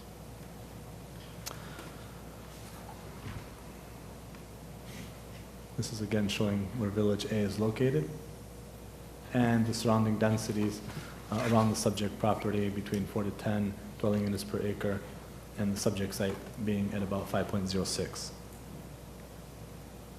Here's the actual VOPH plan, special area plan, with the Village Center map in relation to the subject properties. Again, we've got Village Center A highlighted in the circle here, and you can see that only the east side has a VOPH plan associated with it.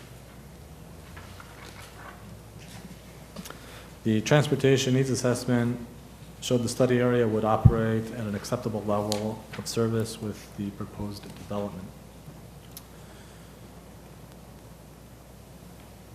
And before I conclude, for the record, I'll read the ordinance title. An ordinance amending the Pasco County Comprehensive Plan, providing for a large-scale comprehensive plan amendment to the future land use maps, changing from Res 1 to PD plan development on approximately 172.72 acres of real property located on the southwest corner of State Road 52 and Prospect Road intersection, and the text amendment creating sub-area policy FLU 7.1.53 Grand Oaks, and a map amendment to the future land use map 2-9 adding sub-area map 2-953 Grand Oaks, providing for repealer, severability, and an effective date.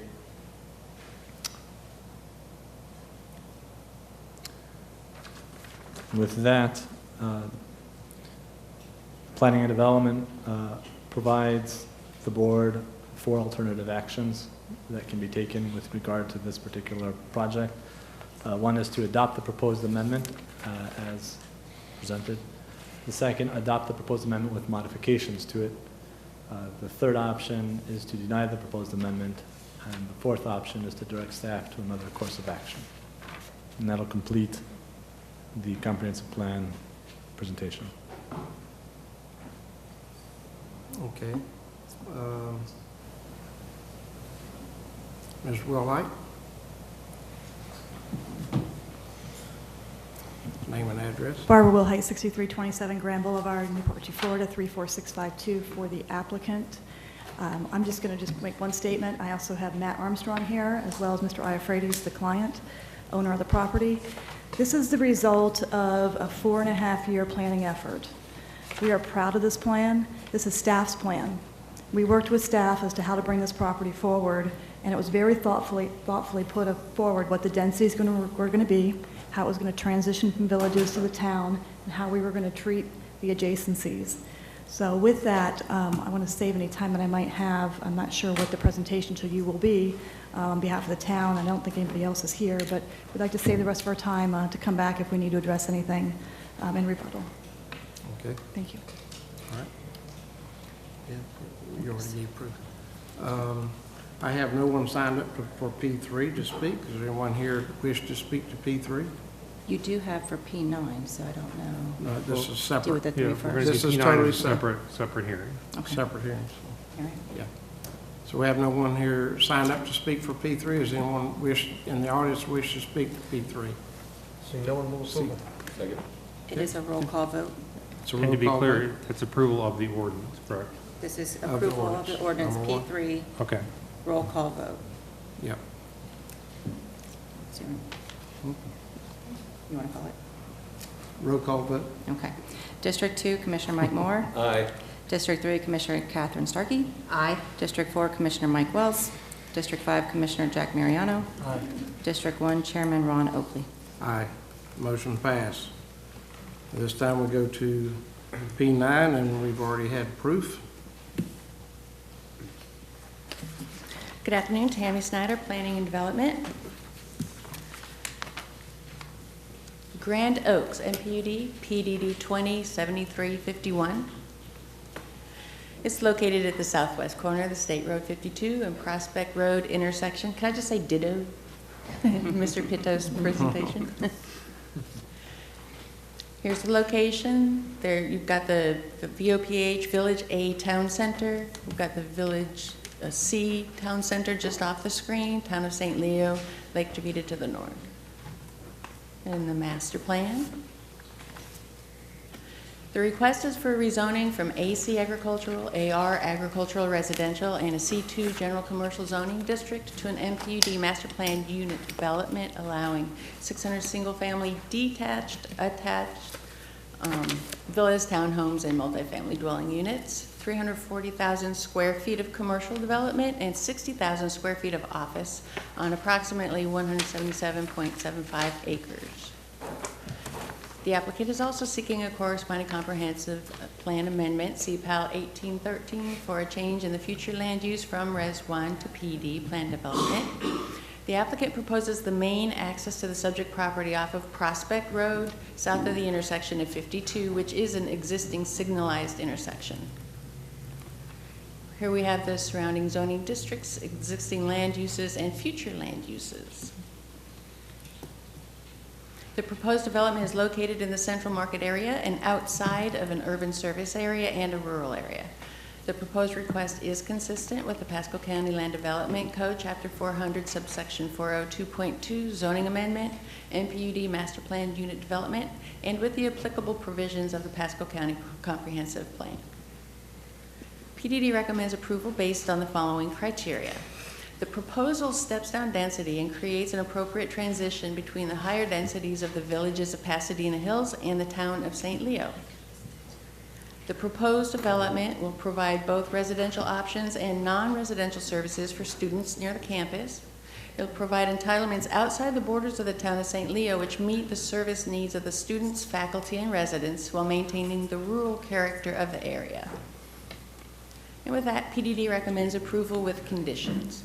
Okay. Ms. Wilhite? Yeah, okay. Barbara Wilhite, 6327 Grand Boulevard, Newport Richey, Florida, 34652. For the applicant, again, we'll reserve our time and see what might be said by the town of St. Leo. I would just let you know that these applications have been pending since June of 2018, almost a year and a half. We've worked hard on this project to address any comments or concerns. We have added conditions to this project. Matt and I have wrote those conditions and added them to this project, requirements well beyond the Land Development Code. And I also wanted to just say that Matt's available. He has a presentation available depending on what the public comment is. Thank you. Barbara, can you state for the record that you were sworn? I was sworn, yes. Oh, yeah. I forget that part. All right, I have one person signed up to speak to this item. So Patricia Petrov for the town of St. Leo, please state your name and address and whether or not you've been sworn in. Good afternoon. My name is Patricia Petra. My law firm address is 1206 Manatee Avenue West in Bradenton, Florida, 34206. I have been sworn. I am the town attorney for the town of St. Leo. It's not often I get to come address you. Happy to be here today. As you can note, the town of St. Leo did not object to the comp plan amendment. That we worked very hard with the staff. And in your comp plan amendment, which you just adopted, there are policies that you are required to address visual intrusion. I sent out a letter yesterday to all of you, or my staff did. I don't know if you had the opportunity to take a look at that letter. I have additional copies here for you for those of you who, for whatever reason, did not open your email yesterday. So if anybody would like an extra copy of that letter, I'm happy to make it available. So does anybody need the letter? You can hand them out to the clerk, motion to receive and file. Okay. Who shall I give it to? Aye. Just hand a copy to the clerk, And I'm please. Hand it to the clerk, yeah. Ms. Petroff, is this the letter that was left up on the days for all of us? Emailed from my office yesterday. Of importance in that letter is a elevation survey. It's taken off the internet. It shows you the relative elevations of the land in the town of St. Leo and the land of this particular project. There is at least a 10 to 15 foot elevation between the houses on Shakespeare Trail and the houses which will be in this project. We had asked for better transitions. We had asked for greater setbacks. We had asked for some of those homes to be single story. We had asked for enhanced landscaping to provide additional protection. None of those opportunities were provided to my client, and that is why we are opposing this rezone application today, because we don't think the transitions are appropriate or adequate. If you could look at the aerial photograph, you will see that a large portion of the town, everything shown in green in this map, those houses will be visible on those hills. Not just the rooftops of the houses will be visible. Everything in yellow, there will be some visibility, but not as great.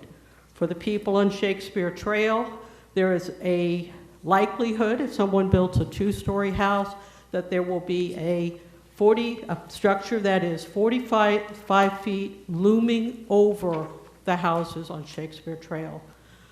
We are respectfully requesting, and I know that a lot of work has gone into this, but we're respectfully requesting that you table this and direct staff to take another look at those transitions, because it is my opinion that the zoning conditions were never changed when your long-range planning staff changed the comprehensive plan amendment, specifically policies B and C that you just adopted. Thank you. All right, thank you. Is there anyone else in the audience wish to speak to this item? Okay. Ms. Wilhite?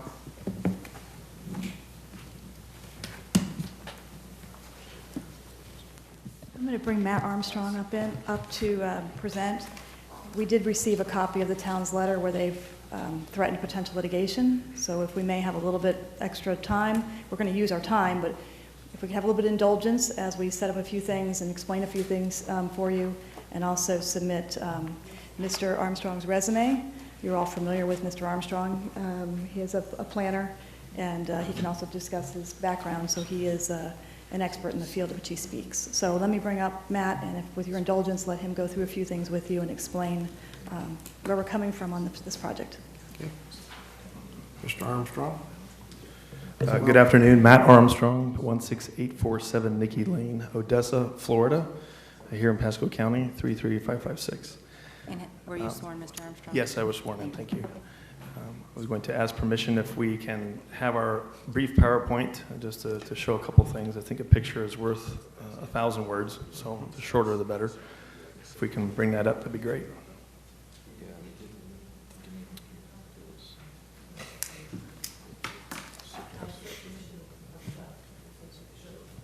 So it sounds like we need permission to show the PowerPoint. Okay. You can, who are you asking permission from? You, no. Me? She was looking for Jeff. Okay, yes, you can show the PowerPoint. Okay, thank you. Thank you. He didn't know that was his call. Okay. I think while we load that up, just by way of background, myself, very familiar with this area. Spent a lot of time driving around this area for many years, all the way back until 2006. Spent a lot of time out at the university. I know a lot of the issues with respect to elevation and view sheds. Not foreign to that either. Having grown up in Colorado, we deal with that quite a bit. You've got a lot of change in topography. It's very common there. You may have someone's house in their backyard, and you've got someone that's 30 feet above you up the hillside. And good neighbors aren't in short supply there just because of that difference in the slope. in this particular case, what I'm going to point out is where it is, those elevations, the existing vegetation, and some of the things that we did to mitigate for that. So let me get right to that. Of course, we know where this is by now, thanks to the Planning and Development Department. I think we've covered that quite well. So let me get right to the issue of visibility. We did spend a lot of time talking with the town about buffers. I went to a couple of town meetings, and we wanted to be sensitive to that. And of course, to meet the comp plan sub-area policies, we added an additional 20-foot buffer that is platted separately. So that buffer will be its own platted parcel that belongs to the homeowners association that the MPD requires be established for this. So that property is not part of a lot. It's not in private ownership, and it's the responsibility for maintaining that goes to the HOA for this neighborhood. So you've got a 20-foot platted buffer that does have a landscape requirement. In the conditions of approval, we got very specific about planting in that buffer and the trees that have to go in there, how that buffer needs to create that visual obstruction. And we also have a requirement in there for a wall in addition to that landscaping. So in addition to the 20-foot platted buffer that the HOA is responsible for, we've got a 10-foot minimum rear setback. So once the actual lots for the homes start, there's the typical 10-foot rear setback before you can have a screen enclosure or something like that, before you even get to a house. So if you look at the graphic right there, we've got some elevation points that start out. The 180, it's hard to see on here, that line, that contour, these are 1-foot contour lines taken off the Pasco Mapper natural features layer provided by the county. So we've got 188 that comes through the corner. This white line that you see here, the white dotted line, that's the one lot that touches the subject property. That lot is in Shakespeare Lane. It's one of the 1-acre lots that's there. Those are all larger lot homes on Shakespeare Lane. This is the corner where we touch. That's that single corner where we touch. Again, the white dotted line, that's that property boundary.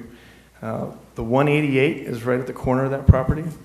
And as you come over that first 20-foot buffer, and then our 10-foot setback, that brings us to about 192.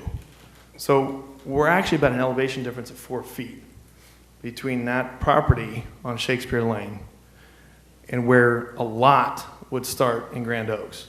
You're in theory about 4 feet elevation difference. Now, the house that's sitting back in here, that may be a little bit lower. It is downslope. And the actual house that may be sitting up here may be a little bit higher.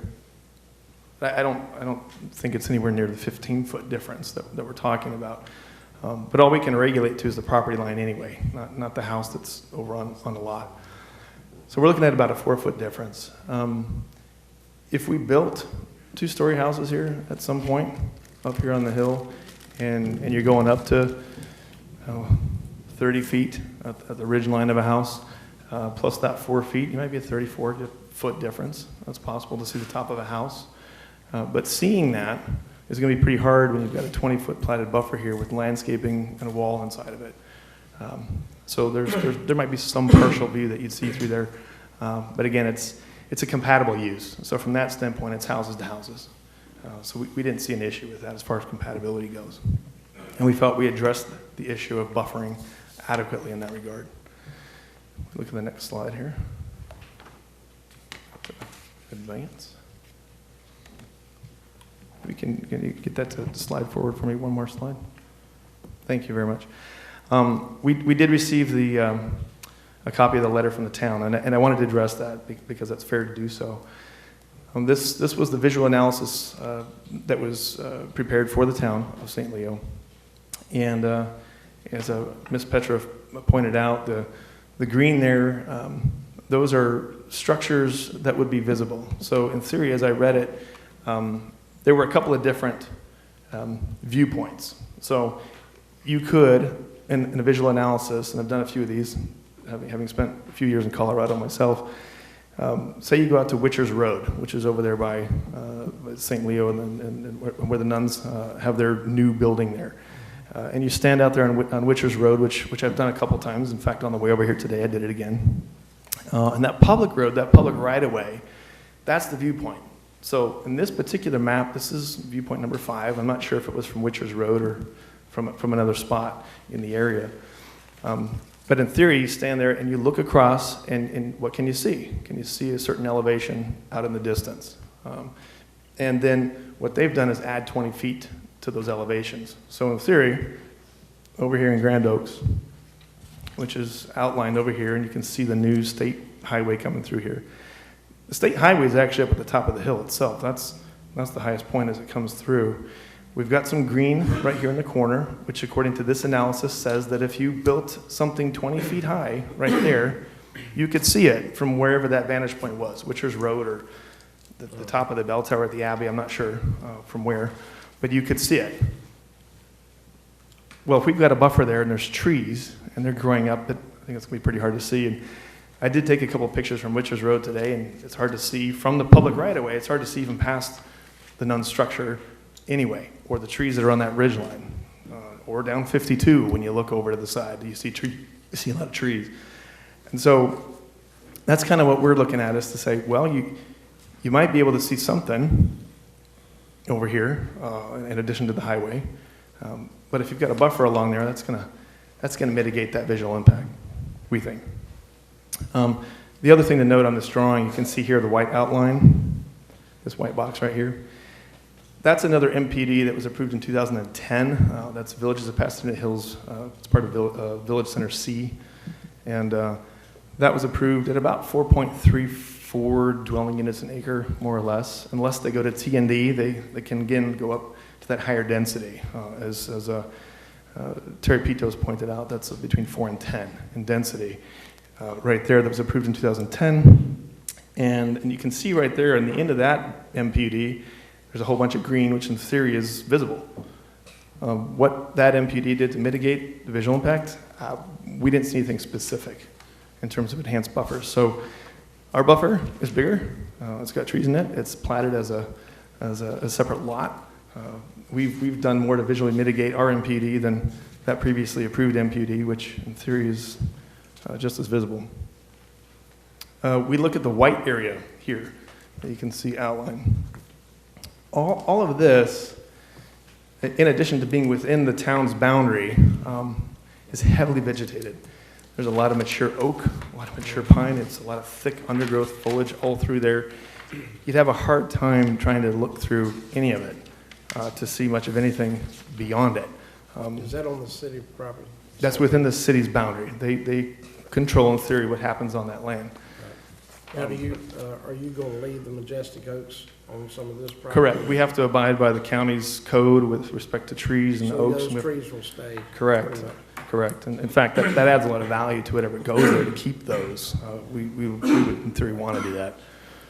But you can see right up here to the edge of the project, Grand Oaks, all of that area is heavily vegetated. Now, granted, some of that's coming up the slope. It's pretty low down in there. There's a lot of water down at the bottom of that hill. But it's coming up the hillside right to the edge of Grand Oaks. And that does create quite a thick visual buffer from most of the areas beyond the property. And again, that's addition to the visual buffer that we're planting on the property.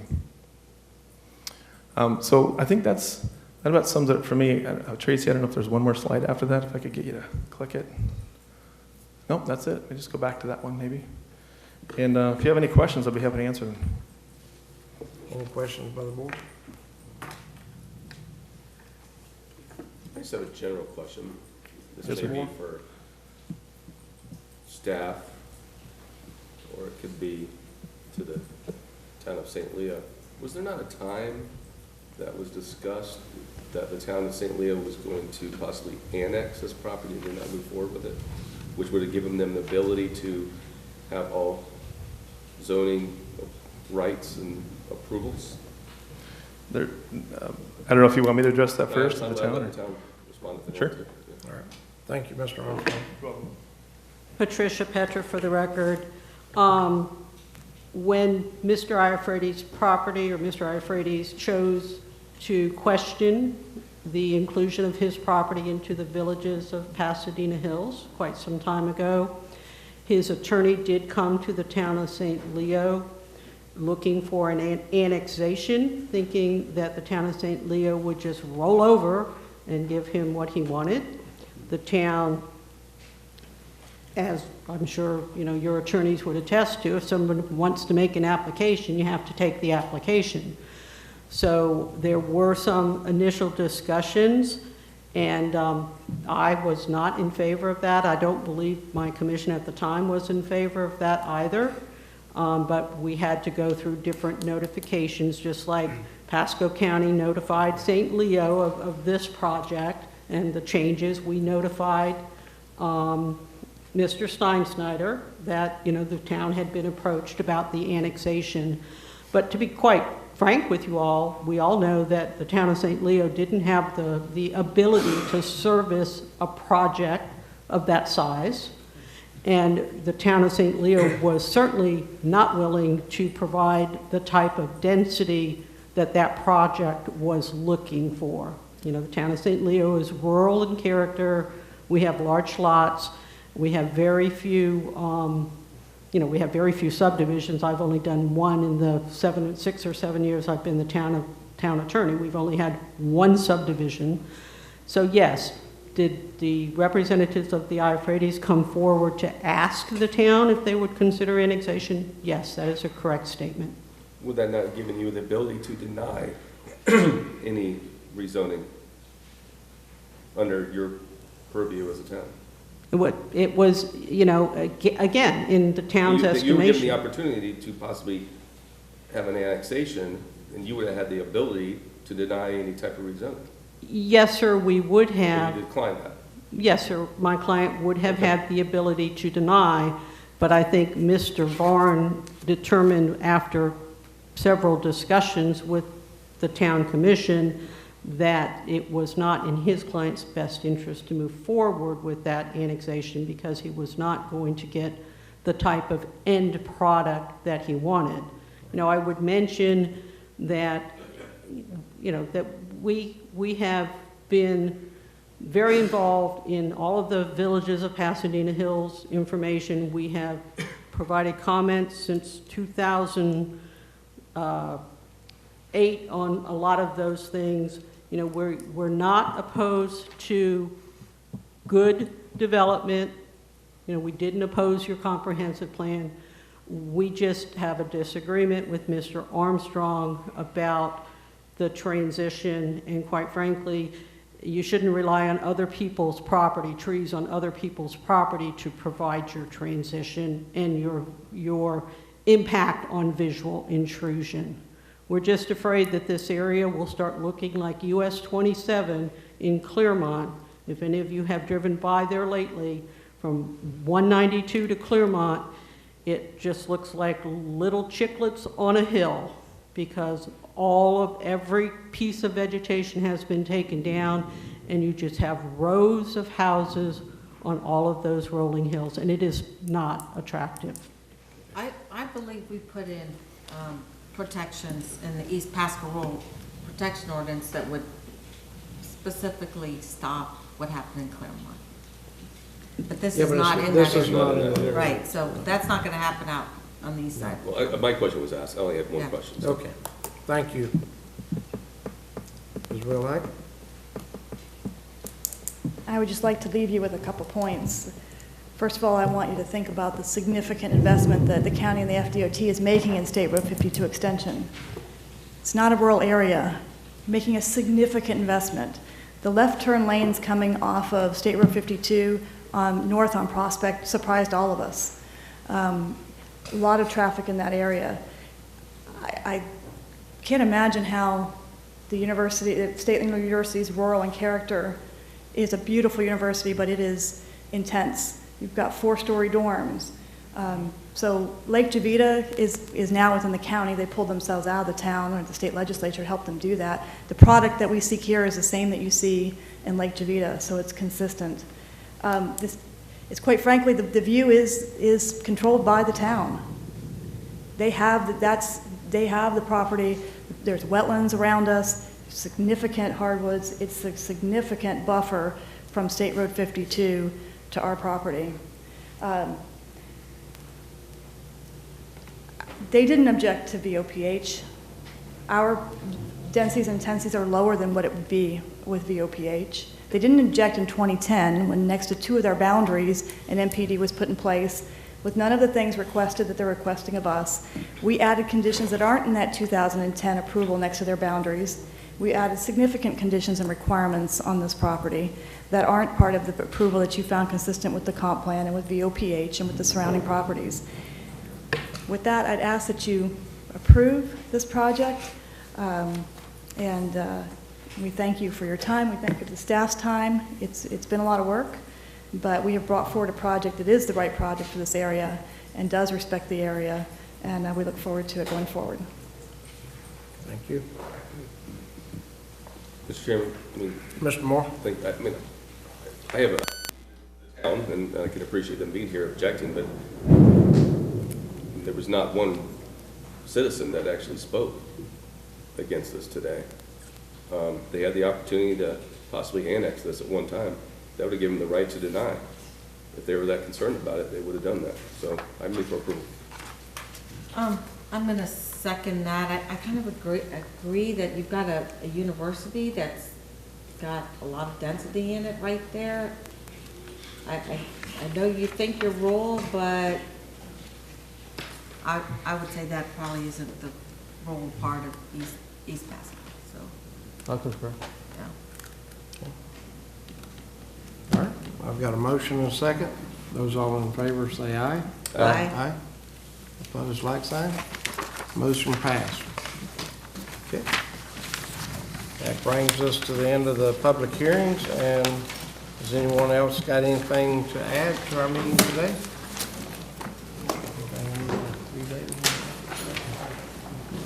Seeing none, we stand adjourned. Drive safe.